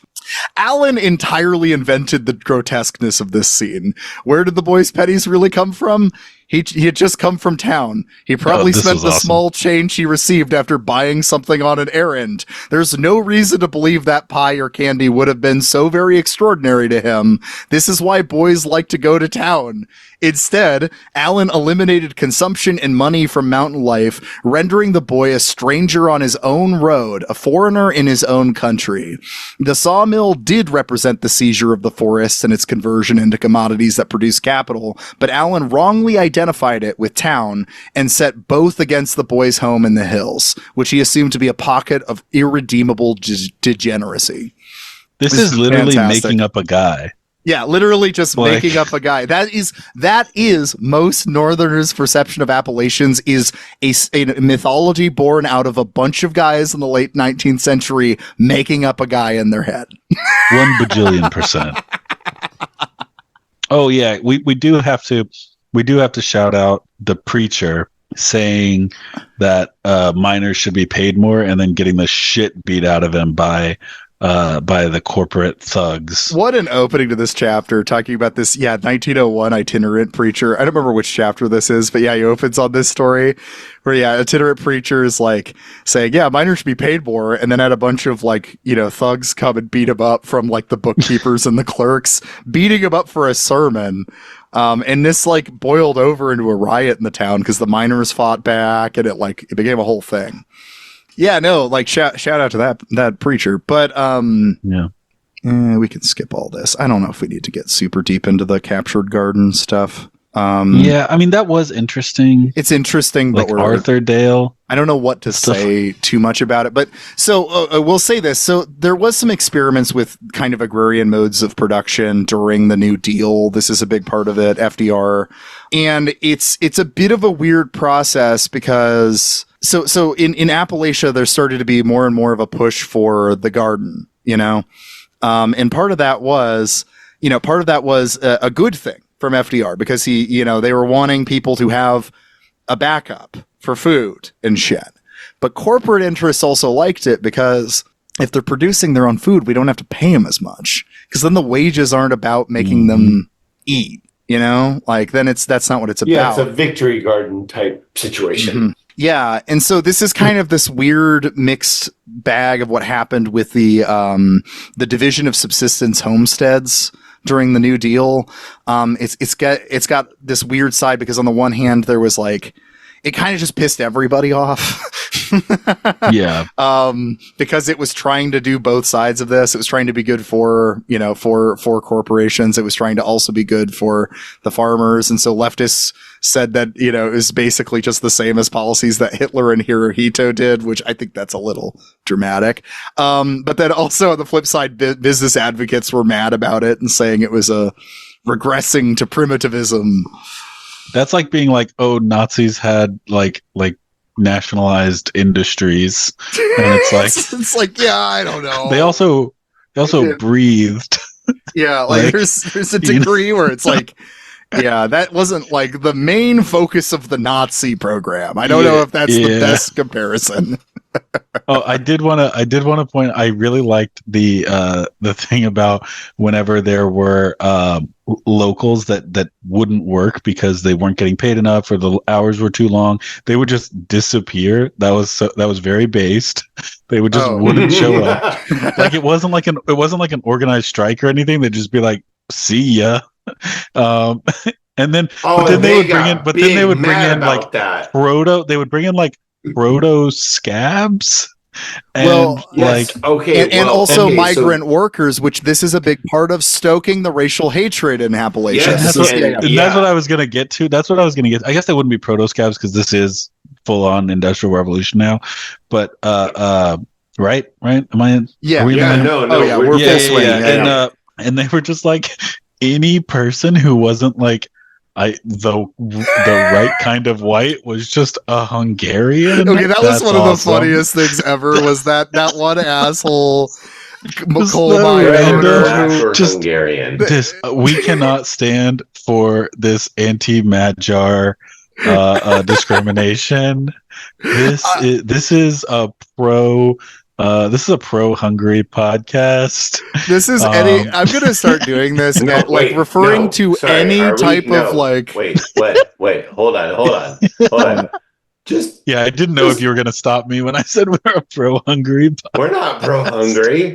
I'm Viktor Orban. I'm pro the motherfucker. No, I'm pro Hungary. I'm pro the Hungarian people, and I stand with them in the resistance against Viktor Orban and the Hungarian state. All right, I'm pro-Hungary. I'm pro-Hungary in that I could really go for a burger right now.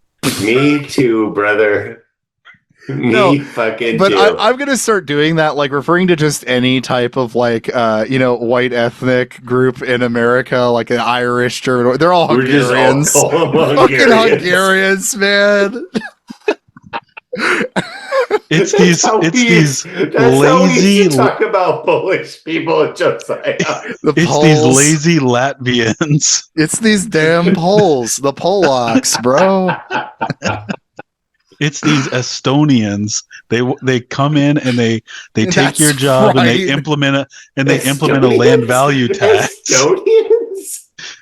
Yeah, we're kind of just going at any of his European ethnicity at this point. Any generally Central or Eastern European. I guess Estonia is more northeastern, but yeah.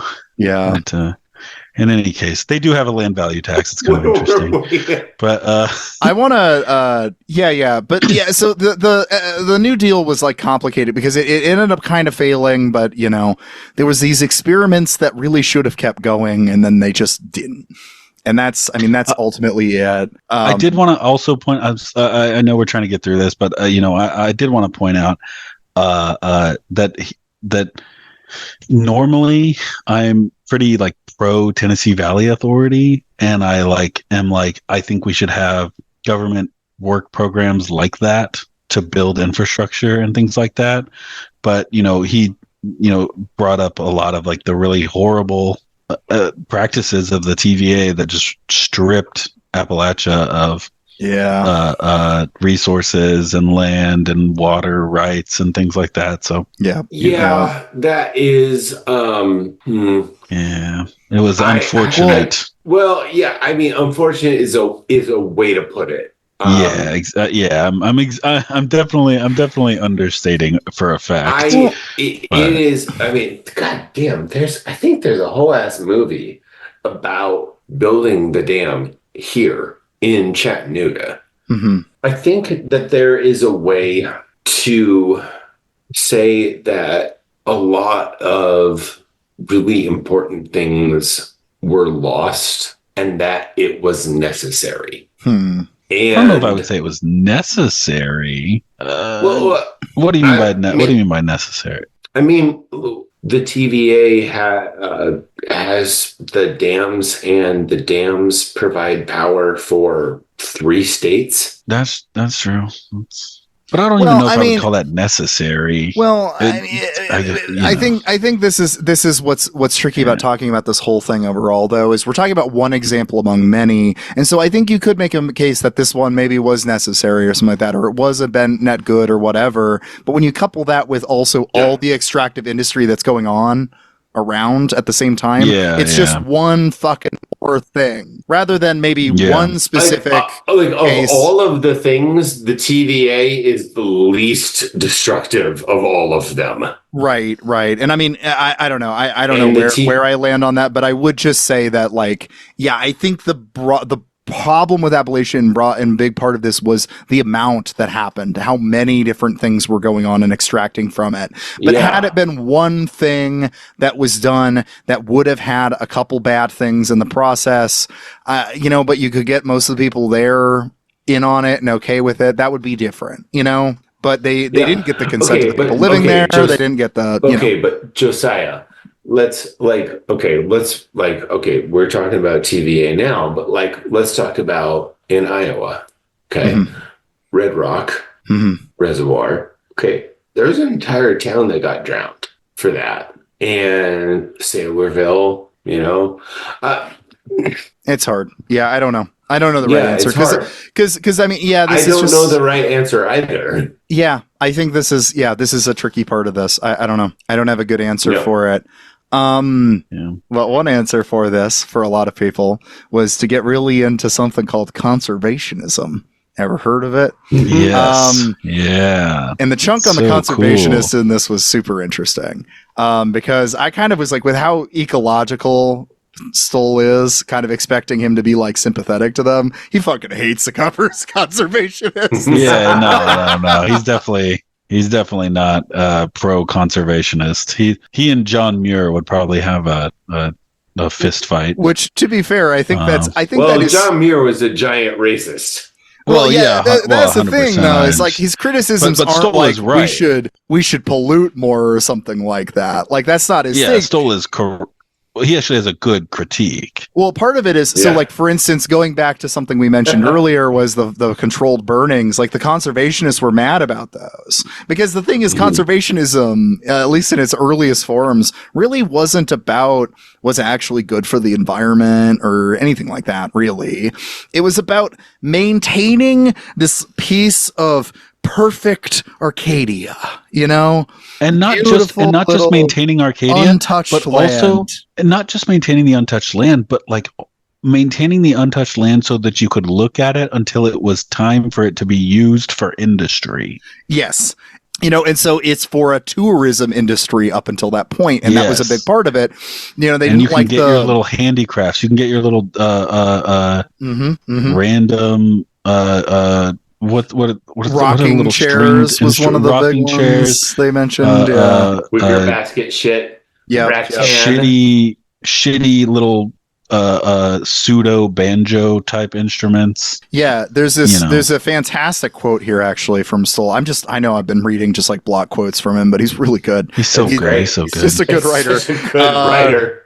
Appalachia became a place where metropolitans experienced a vanishing American authenticity, where rocking chairs and baskets could be procured from people who could trace their artisanship back to the vanishing point. Depth of time and primitive skills gave folk objects a strangely modern virtue. They seemed to emerge from outside the flow of events that produce the present, but they embodied a contradiction. They increased in cultural value as industrial capitalism undermined their environment and social basis. According to one critic, they gained a lure from the destruction of the culture that created them.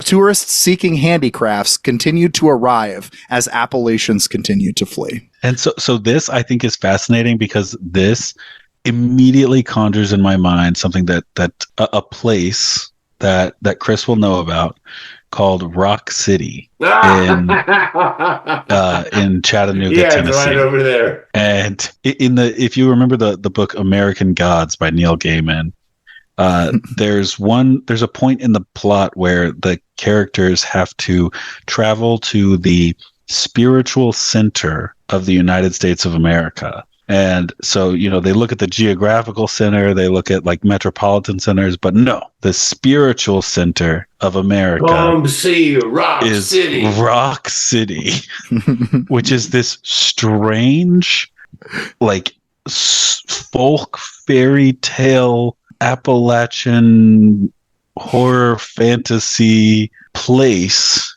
that is the embodiment of tourism. It's hard to. This is a real place you can go. It is. Look it up. No, you should look it up. It's insane. You can allegedly see 7 states. Yes, allegedly. I have not been to Rock City, so I cannot. You gotta go. It's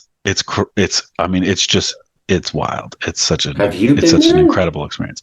Multiple times. Brother. Yeah, it's awesome. You've been it's to so Rock cool. City and you have not been to come see me. I think it was before you lived there, but okay, but it was literally it's literally like a fever dream going through there. It's awesome. It's so cool. Well, what I would say is that I really love going to Point Park. Oh yeah, that's a nice place. It's not just a nice place; it's gorgeous. Point Park's cool. Sunset Rock is cool. Tying us back in here real quick is so like there was this big effort in like the early the 20th century to be like Appalachia is the Switzerland of America, awesome. And I mean that's still like it's not. I wish it was. It's not like that. Like there's less of that push for tourism there now, but it's still very much alive. Like when I was in high school, my family went on a vacation to Gatlinburg. That is a tourist trap. Oh yeah, city. That's awesome, dude. Gatlinburg is actually pretty cool. It is. No, I mean, I had a blast when I went there, It's but also like that's an example of something that exists entirely for tourists. Yeah. Like, no, if you enjoyed Gatlinburg, I feel like I'm gonna like Rock City. You got to go to Rock City. There's literally a part where you walk into a tunnel underground. Wait, you walk into a tunnel underground, and there are these alcoves that you look in, and everything's lit by black light. Oh, this is just propaganda to get Josiah to visit me. Handcrafted. I don't need alcoves. More. No. In the Thank alcoves, you, Jake.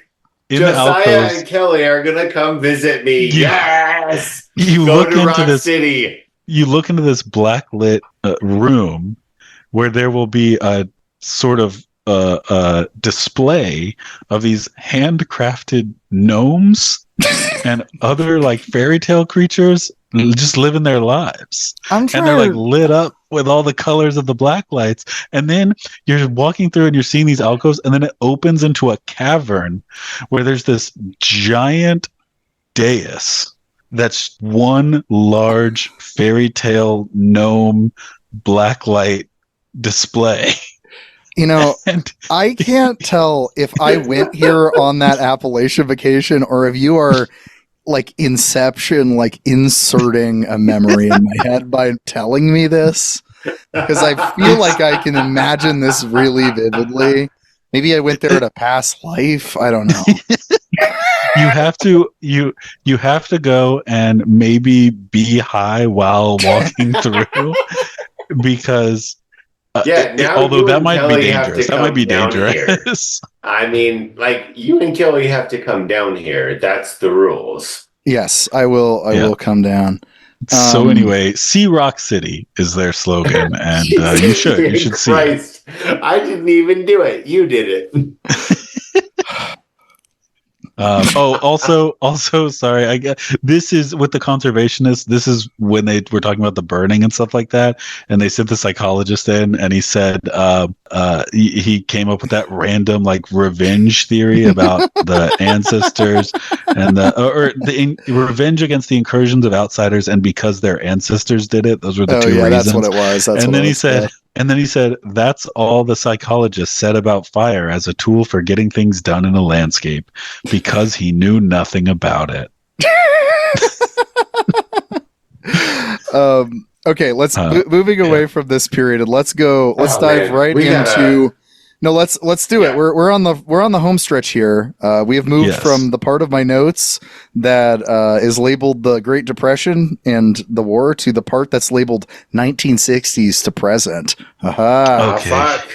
Because now you've had 100 years of extraction, of just over 100 years of just ripping apart this land. Yep. And forcing people into the meat grinder of capitalism, busting unions, giving people black lung, et cetera, and after all of this, after all of this pressure, people break. Do you mind if I read the after effects? Of this exploitation. Go on. On December 9th, 1985, a third-generation farmer named Dale Burr entered the Hills Bank and Trust Company in Johnson County, Iowa, with a shotgun. He discharged it into the head of his banker. He had already killed his wife, Emily. Later that day, he killed another farmer before killing himself. His brother-in-law said that Burr was $1 million in debt. He reportedly told Emily, "I'm 64 years old, and for the first time in my life, I don't have money for groceries." On August 19th, 1986, an Oklahoma farmer named Bill Stalder killed his wife, his son, and his daughter with a shotgun. He burned his farmhouse to the ground before shooting himself. The police found his diary in the barn. On the last page, he wrote "responsible" over and over again. A woman facing foreclosure committed suicide. So did a banker who could not stand the burden he had placed on others. This is what's happening throughout the country because of enclosure and happening especially in Appalachia. Because I know some of those examples are around the country, but like they're not exactly from they're not exactly from Appalachia, but the coercion of people into debt relationships, debt slavery, really, which is yes, absolutely, yeah. You know, there's a book about that, but it pushes you to a breaking point. If you're not on the right end, if you're not in the right class, if you're not, and even if you are, I mean, it said that there was a banker who realized what he had done and took his own life. Yeah. And hey, speaking of debt slavery, let's briefly mention the IMF. Oh yeah, yeah. Yeah. So like we exported this problem. This is where this gets into, and I kind of want to put a pin in this and say like future Fruitless episode I want to do. Hey Josiah, the next book is yours. I have the next book picked out. We'll get it, but I do want to come back around to the subject of the Green Revolution because there's a lot here to talk about. Well, because also that motherfucker was from Iowa. It was, yeah, and it's probably one of the most influential people of the 20th century from Iowa, and nobody knows his name. And actually, I'm blanking on his name. Borlaug, that's the guy. What a fucking complicated guy. A lot of genius and asshole. Monster. I always thought the most prominent and important person from Iowa was Kim Reynolds. No, it's Terry Branstad. Terry Branstad is actually the most important person from Iowa. I believe that's actually Donna Reed. No, but I hate Terry Branstad so much. I hate Terry Branstad also. But yeah, so I don't like, so the book spends a lot of time talking about how this plays out in a bunch of other countries. And I think for the sake of time, we're not going to get into this, but basically the Green Revolution exported all these problems we've been talking about, especially to the Philippines, Africa, etc. And so, yeah, I mean, this is a region that's been stripped for parts. It's, completely demolished. Now there's still extractive industry going on today, and it's a constant problem. And so actually what I do want to zoom into, if you guys are okay with this, is the 2014 Freedom Industries spill. I know I'm kind of skipping ahead in the notes, but we're going a little long here. So the Freedom Industries spill, I think, is a really important thing because this was kind of his example of like where we're at now, I mean, because the book was written I know it was after Trump was elected in 2017. 2017. Okay. So this is his closest to the present he's going to be able to provide, Yeah. And what happened with the Freedom Industries spill is it was they spilled a bunch of chemicals involved in the process of coal production, coal mining into the drinking water. And part of why he focuses on the story is because of the fact that it wasn't a big deal. It wasn't made into a big deal. And that's exactly the point, because that's just what happens in Appalachia. The corporations run Appalachia, and they'll fucking poison your drinking water. And the only way it's going to make it to the press is when everyone starts asking why the water tastes like licorice. Yeah. Well, I mean, and like, okay, he picked this one, but like we could find more recent ones. I mean, innumerable spills like this. Yeah, innumerable. There's so many times that they fuck people's drinking water up. It happens all the time. Yeah, I mean, it's constant. I don't know if it's like I don't know what the general consensus of this movie is from from the cool online left, but Gasland is worth rewatching because it's still a problem. If you've never watched Gasland, Josh Fox movie, I don't remember all the regions that the region. I think it's in Pennsylvania, but like, you got people being able to fucking light their faucet on fire. Like this is the shit that shouldn't happen. Mm-mm. Yeah, you shouldn't be able to do that. This comes into, okay, you want to talk about favorite one-liner sentences? We were talking about that in this book. Mm-hmm. I love how harsh he is to a Mr. Senator J. Rockefeller. This is Yes, my this was favorite, awesome. like There he brutal. goes. He goes, on and get this it. was right after the spill. Senator J. Rockefeller of West Virginia made his irrelevance irrefutable when he whimpered to NPR a month after the spill, industries win, people lose. It's an old formula. If a U.S. senator admits his helplessness to discipline or regulate the coal industry, then the people have no representation. And that's it, right? There's no That's fucking true. democracy That's true. in I Appalachia. mean, that is, yeah. In America. yeah, that's it. In America, You're yeah. fucking right. That's fucking it. Yeah. If a goddamn senator Is going, well, industry wins. Fuck you. It was your job to not let that happen. But here's the thing. Oh, wow. Okay. Actually, wow. You're being way more angry than I usually am. So just, like, do a thing. Do a thing, buddy. Do a thing, bud. Come on.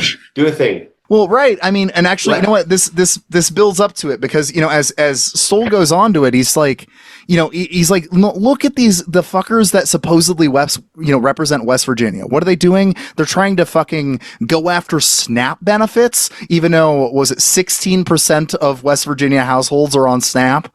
You know, they're going after the ACA, which is like the only way a lot of people in West Virginia even have health care. Trying to go after. They're doing clean coal. Yeah, and and speaking of which, going after clean air regulations on top of that, a thing that directly impacts Appalachia. And this all builds up to a fantastic article that he ends up quoting from. That was that I went and found the actual article and read the whole thing because it's great. It's from Eric Wagner. I don't know if I'm pronouncing. Oh, yeah, Wagner. That seems right. Eric Wagner. He's a resident of West Virginia. He became an English professor, and he wrote to the Huffington Post, just basically being like, "Fuck everyone for the way this is getting reported on. Fuck everyone involved in this." And you know, it is, if we're talking about getting mad here, Chris, it says everything you need to. So I'm just gonna, I might just read, it's kind of long. Is that okay if I ring it though? Cause I think it's entertaining enough. Go for it. All right. He says, he felt an anger coming up. He says, this was not the rational anger one encounters in response to a specific wrong, nor even the righteous anger that comes from an articulate reaction to years of systemic mistreatment. This was blind animal rage, and it filled my body to the limits of my skin, and this is what I thought. To hell with you. To hell with every greedhead operator who flocked here throughout history because you wanted what we had, but wanted us to go underground and get it for you.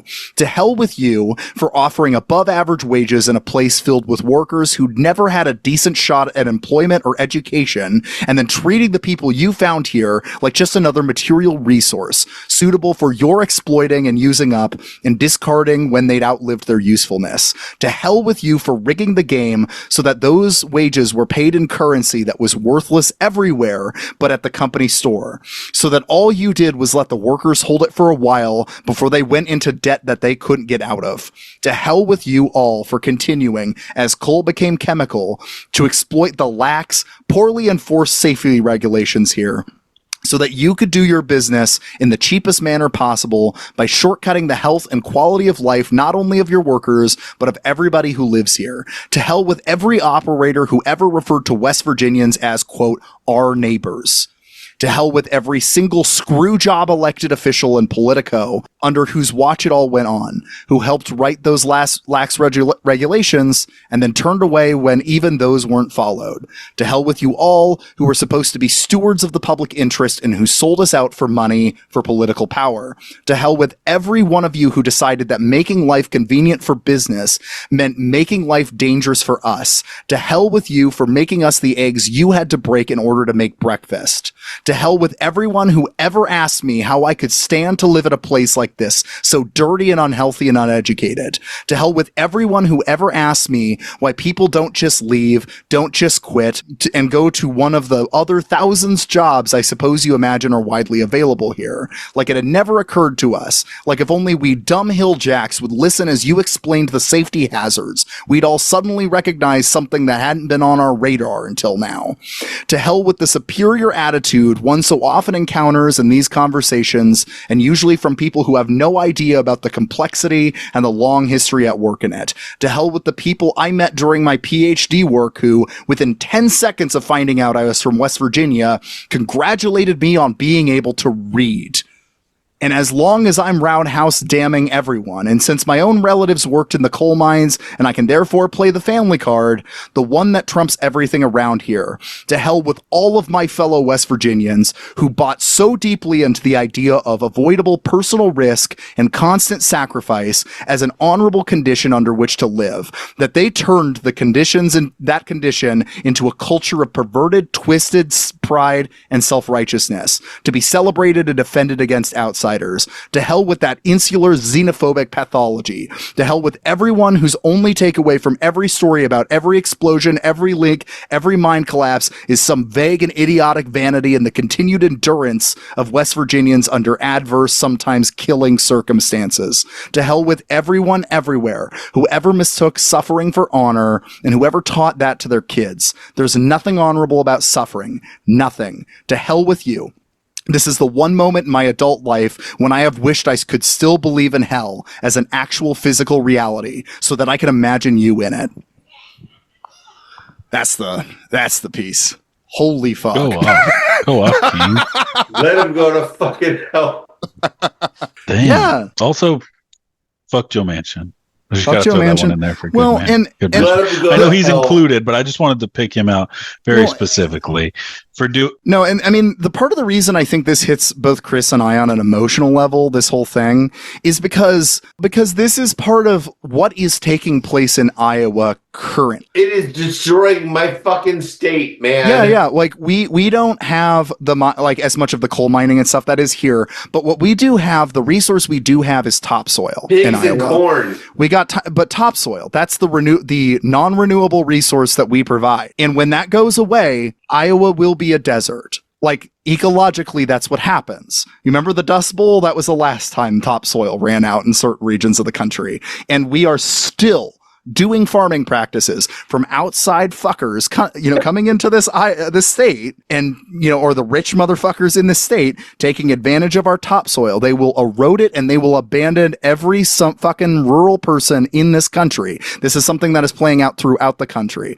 So, to hell with them. I'm with Wagner here. With them. Yeah, Wagner's. Yeah. It's perfect. This is exactly what I needs to be fucking said love this about every The rural one place. book. The one book. The one book. This is the one book. The one book. That's 100% true.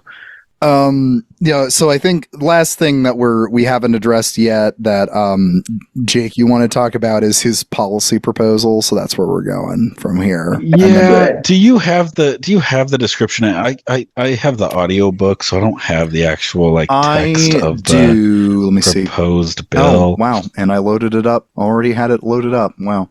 Can you share your screen? I could screen share. Yeah, that's not a bad idea. Oh. Wow, here we go. Here's the thing. Okay. Let's read it. Okay. The Commons Communities Act. Whereas coal mining is diminishing in the southern mountains, leaving thousands unemployed, and whereas coal contributes to climate change and the disruption of human societies all over the world, whereas a rural policy should incorporate ecological principles with food production on a small scale, and whereas the United States once included millions of households engaged in production for subsistence and exchange, whereas when people take care of landscapes take care of them. Section 1, the United States shall create a series of commons communities, each designed to include a specified number of households within a larger landscape that will be managed by them, the residents. This landscape will provide the ecological base for hunting and gathering, cattle grazing, timber harvesting, vegetable gardening, and farming. The ecological base will be owned as a conservation easement or land trust under the authority of the states and or counties where each community resides. 2 commons communities will be organized according to the design principles developed by blah blah blah. Who cares about this? Okay, that part I skipped. All right, well, what yeah. are we doing Commons here? communities, Section 3, commons communities will not be limited to Appalachia, but could be established anywhere. Okay, you can do it anywhere. Social services and education will be paid for by an income tax on the top 1% of household incomes in the United States, and an industrial abandonment tax attached to any corporation that closed its operations in any city or region of the United States within the last 20 years of the date of this act and moved elsewhere, leaving behind toxic waste and poverty. I just want to say, I want whatever drugs this man is on. How does he have access to something that would allow him to write this as if it was? I guess he's not saying that it's possible. I guess he's just saying this would be nice. But I like the utopianness of this. I don't know. I don't know. And then also it's unclear that you can have these commons communities, but then if you're farming just for yourself and that stuff is not being sold on the market, you might have some Wickard v. Filburn issues because you're creating a substantial, but I guess I don't know. I guess it would be fine under the Interstate Commerce Clause because you could have because it's Congress saying that it's okay for you to do this, but it's just I don't know. It just seems like it would. There are so many roadblocks to this. A Supreme Court, even a liberal Supreme Court, I think would have a very hard time keeping this up. Mm-hmm. I don't know. It's nice. It's cool that he wants to create these nice little areas where people can have their small garden farms and things like that, and that it's going to be paid for by a tax on I guess that would be a GM leaving Ohio and mm-hmm. Closing its plants there and then taxing that corporation.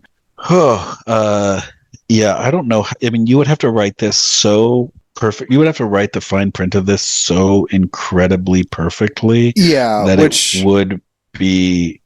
Yeah. So you're saying that this Section 3 shit is just not good enough. Well, and I'll throw this in here. I'll throw this in here. He does make a comment where he says, "Consider this more a thought experiment than a ready-made policy." No, and I know. You would have to build these ways to kind of make sure this is bulletproof because but the process in which you make it bulletproof is where it gets torn apart. Okay. That's the unfortunate part, right? I still think I really am into the industrial abandonment tax. I don't know. That's awesome. That's very idea. Cool. And I feel like you could get a lot of support with that. Yeah. That's very cool. And not even necessarily from the left. I mean, I think this is just a classic Rust Belt. That's everybody. Point. Yeah. A corporation tries to ditch your town. You're gonna have to make a big tax if pay a real big tax if you're gonna, and he goes on later talking about what to do with the industrial abandonment tax. And it was that's a brilliant idea. Is the state tax the shit out of a company that's about to take away the only form of work in a region and then use that money to try to build some sort of infrastructure to replace that. I think that's the big takeaway from this is that industrial abandonment tax. That's an awesome idea. I also like the resident households with incomes under $50,000 paying no federal income tax. That's based. Yeah, that rocks. Big fan of that one. Maybe I'll start getting a reasonable tax return again. Yeah, seriously. I don't know. This is cool and all. I just don't like I was saying to you before we started. I was saying to y'all before we started recording that I like when my historical development book ends with, and that was really interesting, wasn't it? And then you get to imagine what kind of policies need to be built around it or whatever. Yeah, or you get to imagine what your takeaway should be from from the book. Like again, I'm sorry. You can if this were a visual medium, we should have a debt counter. I need a soundboard that counts the number of times we reference debt in here. Oh, we have so much debt. At the end, he like goes through the book, and he doesn't ever say this, but I finished it and I was like, oh my God, he's describing how capitalism is just ever more covert forms of slavery. Mm-hmm. Mm-hmm. And Yes. And there was no like prescriptive thing at the end of like, here's what your takeaway should be. How do you feel about bullshit jobs? Because bullshit jobs ends on a policy proposal. Yeah, that's true. He's got the UBI suggestion at the end of it, which actually was really smart. With after all of bullshit jobs, I think the UBI is a really good case for that.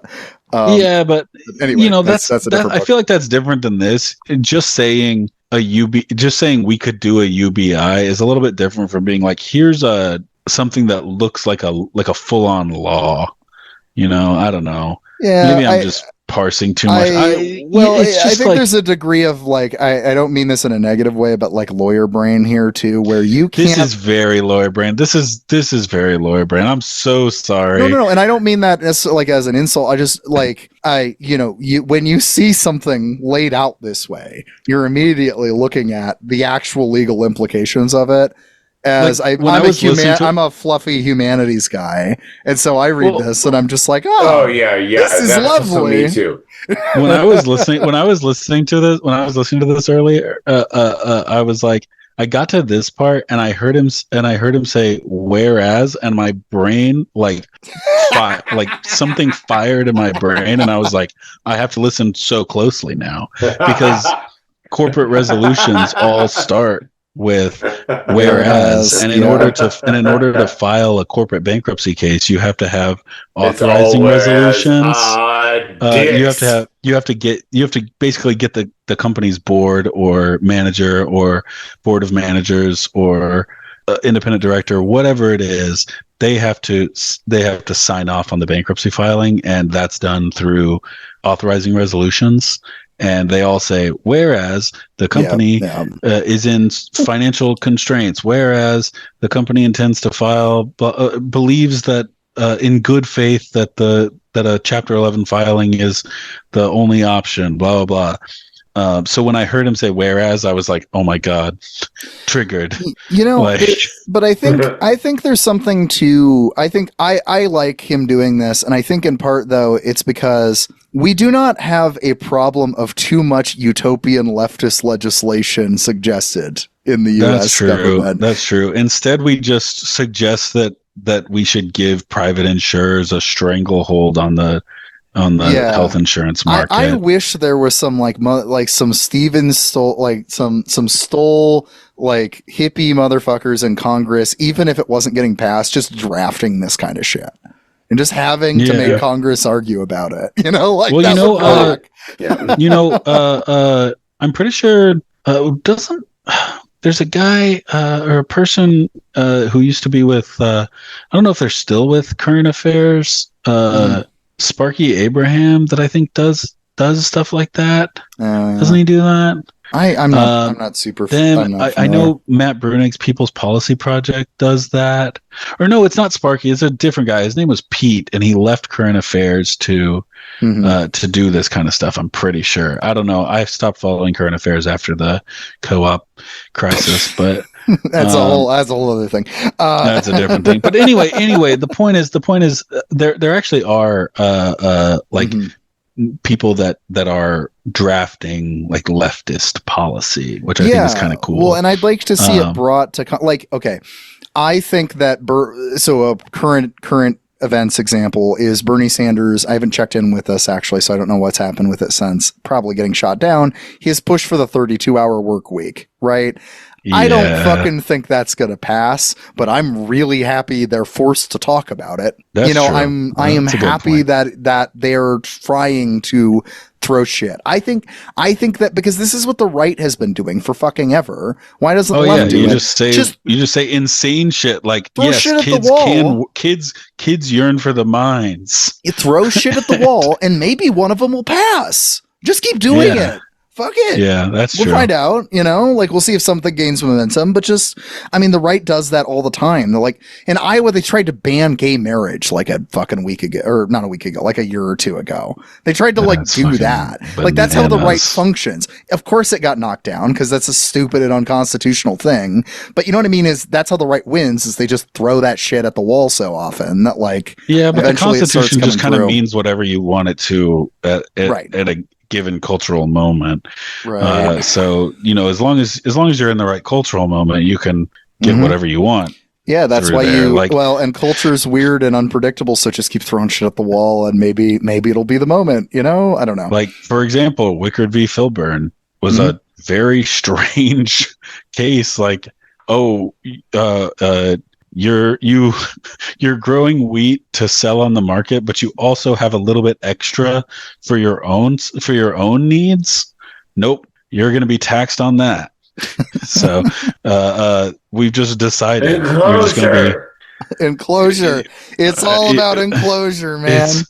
But yeah, it is good to throw stuff at the wall. I mean, Portugal got that one. They have some law where your boss can't email you after hours or something. That rocks. Yeah, it's awesome. It's so cool. So good. That sounds great. I got work emails while we were doing this. Oh shit! Are you kidding? It was just follow up emails. Like not any like requests to do stuff, but like it just never stopped. People are always working. I'm working on purpose right now. Yeah, this is fun work. How do we wrap this up? Yeah, let's move toward wrapping up. Well, we do have we real quick. I think maybe we could do like a final thoughtsy thing, but also we have to announce the next book. Next thing. You want to do final thoughts and then announce the book, or final thoughts and then last book. Let's do it. Final thoughts. Okay. I mean, final thoughts on Steven Stoll's Ramp Hollow. I am a fan. Actually, this is a book I'm going to come back to. I think I'm going to reference a lot. It's going to be one like Debt is for you, Jake, and my Graeber is Dawn of Everything. They become obnoxious things I bring up a lot. This is going to be in it. Inspired a lot of things. It's honestly going to be an influence on this show with subject matter I am currently setting up going forward. I already have some interviews lined up that were related to this. So this got inspired. So yes, big deal. How about you, Chris? Yeah, I mean, shit. That book has been on my list for years, and I finally got around to it. And it rocked. It fucking rocked. I don't know what else to say about it. Hell yeah. Jake. I mean, look, it's the one book. Our boy Stoll did it. I mean, he literally, here's the other thing he did. Was there another book we were reading about how, or was it Dawn of, it was Dawn of Everything, because he also called out, he didn't call it out, but Dawn of Everything made its way in there. And maybe this is me just stretching, but there was a point where he talked about when sociologists would go through and talk to the Appalachian people, and they would always say, like, yeah, we have plenty, and not just plenty for ourselves, but we give stuff to our neighbors. We trade, and we do this stuff. And it reminded me of, it is Dawn of Everything, right? Where like when white soldiers were like captured by by native other people, by other people's armies, they would not want to come back. Yeah, specifically, Because- native and indigenous. Native and indigenous people, when they were captured by them, they would, whenever there were rescue attempts, they'd be like, "No, we don't want to go back. We like living with them." And it's like, it reminded me of that because there's this myth that these people are just need to be brought into the so-called wealth of capitalism, the wealth of nations, if you will. But really, we didn't even talk about that. What people need is enough to eat, a place to live, a community. Mm-hmm. And I say that as someone who loves accumulation, but I have to admit, I like my nice things, but there was something to be said for it, and yeah. So I thought it was interesting that it called out Dawn of Everything as well in that way. Like it brings in that sort of breaking those myths about indigenous cultures. It obviously does the debt thing. It does the how Europe underdeveloped Africa thing. It breaks so many of the myths of America and capitalism and global exploitation, and without even knocking, without even beating you over the head with Karl Marx. Yeah, it's not even trying. He definitely mentions Marx and is clearly a Marxist and even says that he's a democratic socialist. But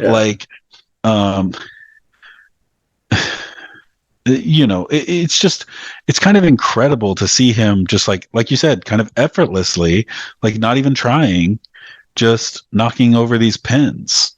And he's just sitting there being like, "Hey, here's the situation on the ground." Yeah, and it just lines up with all these books we've been reading. Yeah, and so I really enjoyed it. It was an awesome book. Absolutely recommend. And it is meaningful to me as someone from the South. I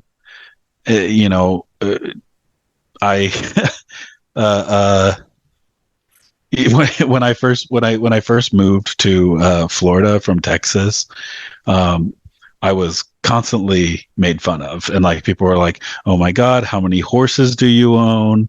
Right.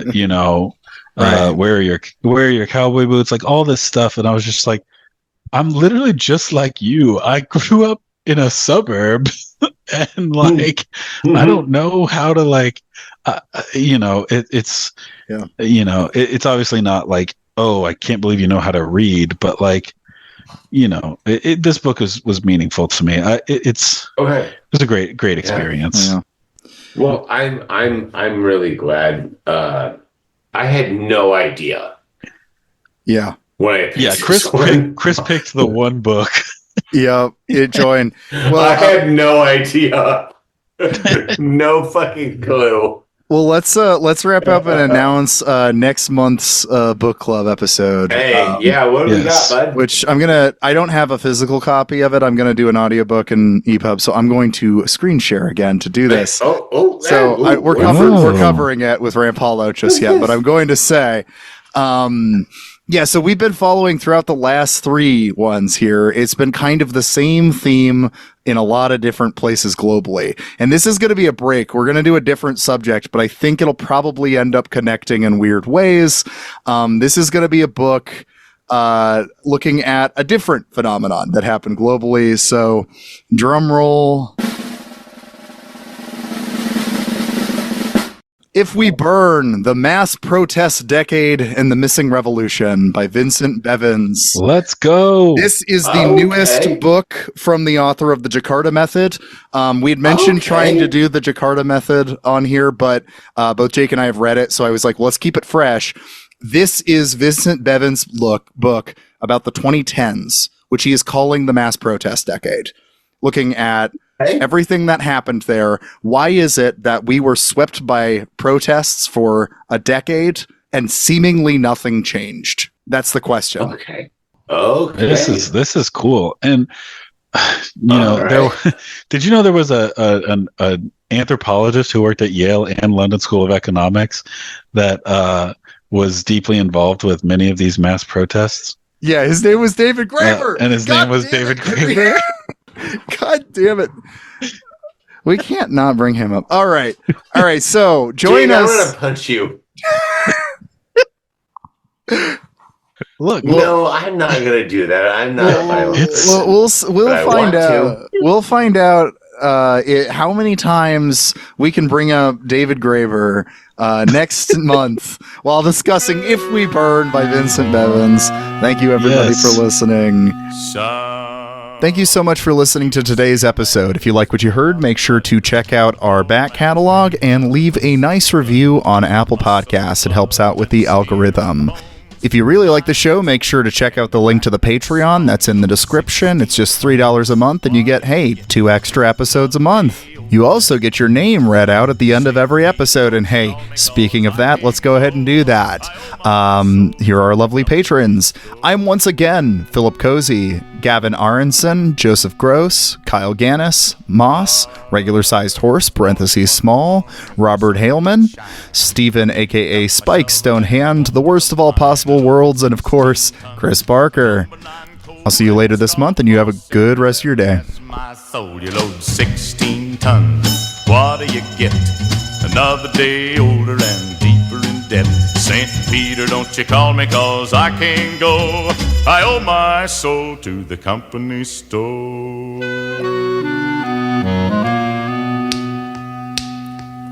I was born one morning, it was drizzling rain. Fighting and trouble are my middle name. I was raised in the canebrake by an old mama lion. Can't no high-toned woman make me walk the line. You load 16 tons, what do you get? Another day older and deeper in debt. St. Peter, don't you call me, 'cause I can't go. I owe my soul to the company store.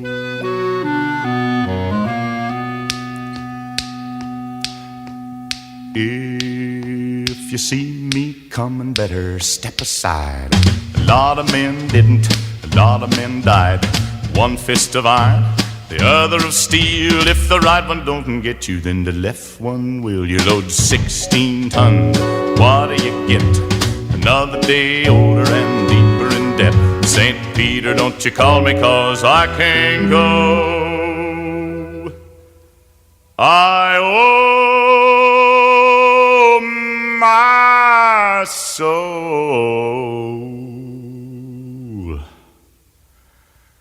to the company store.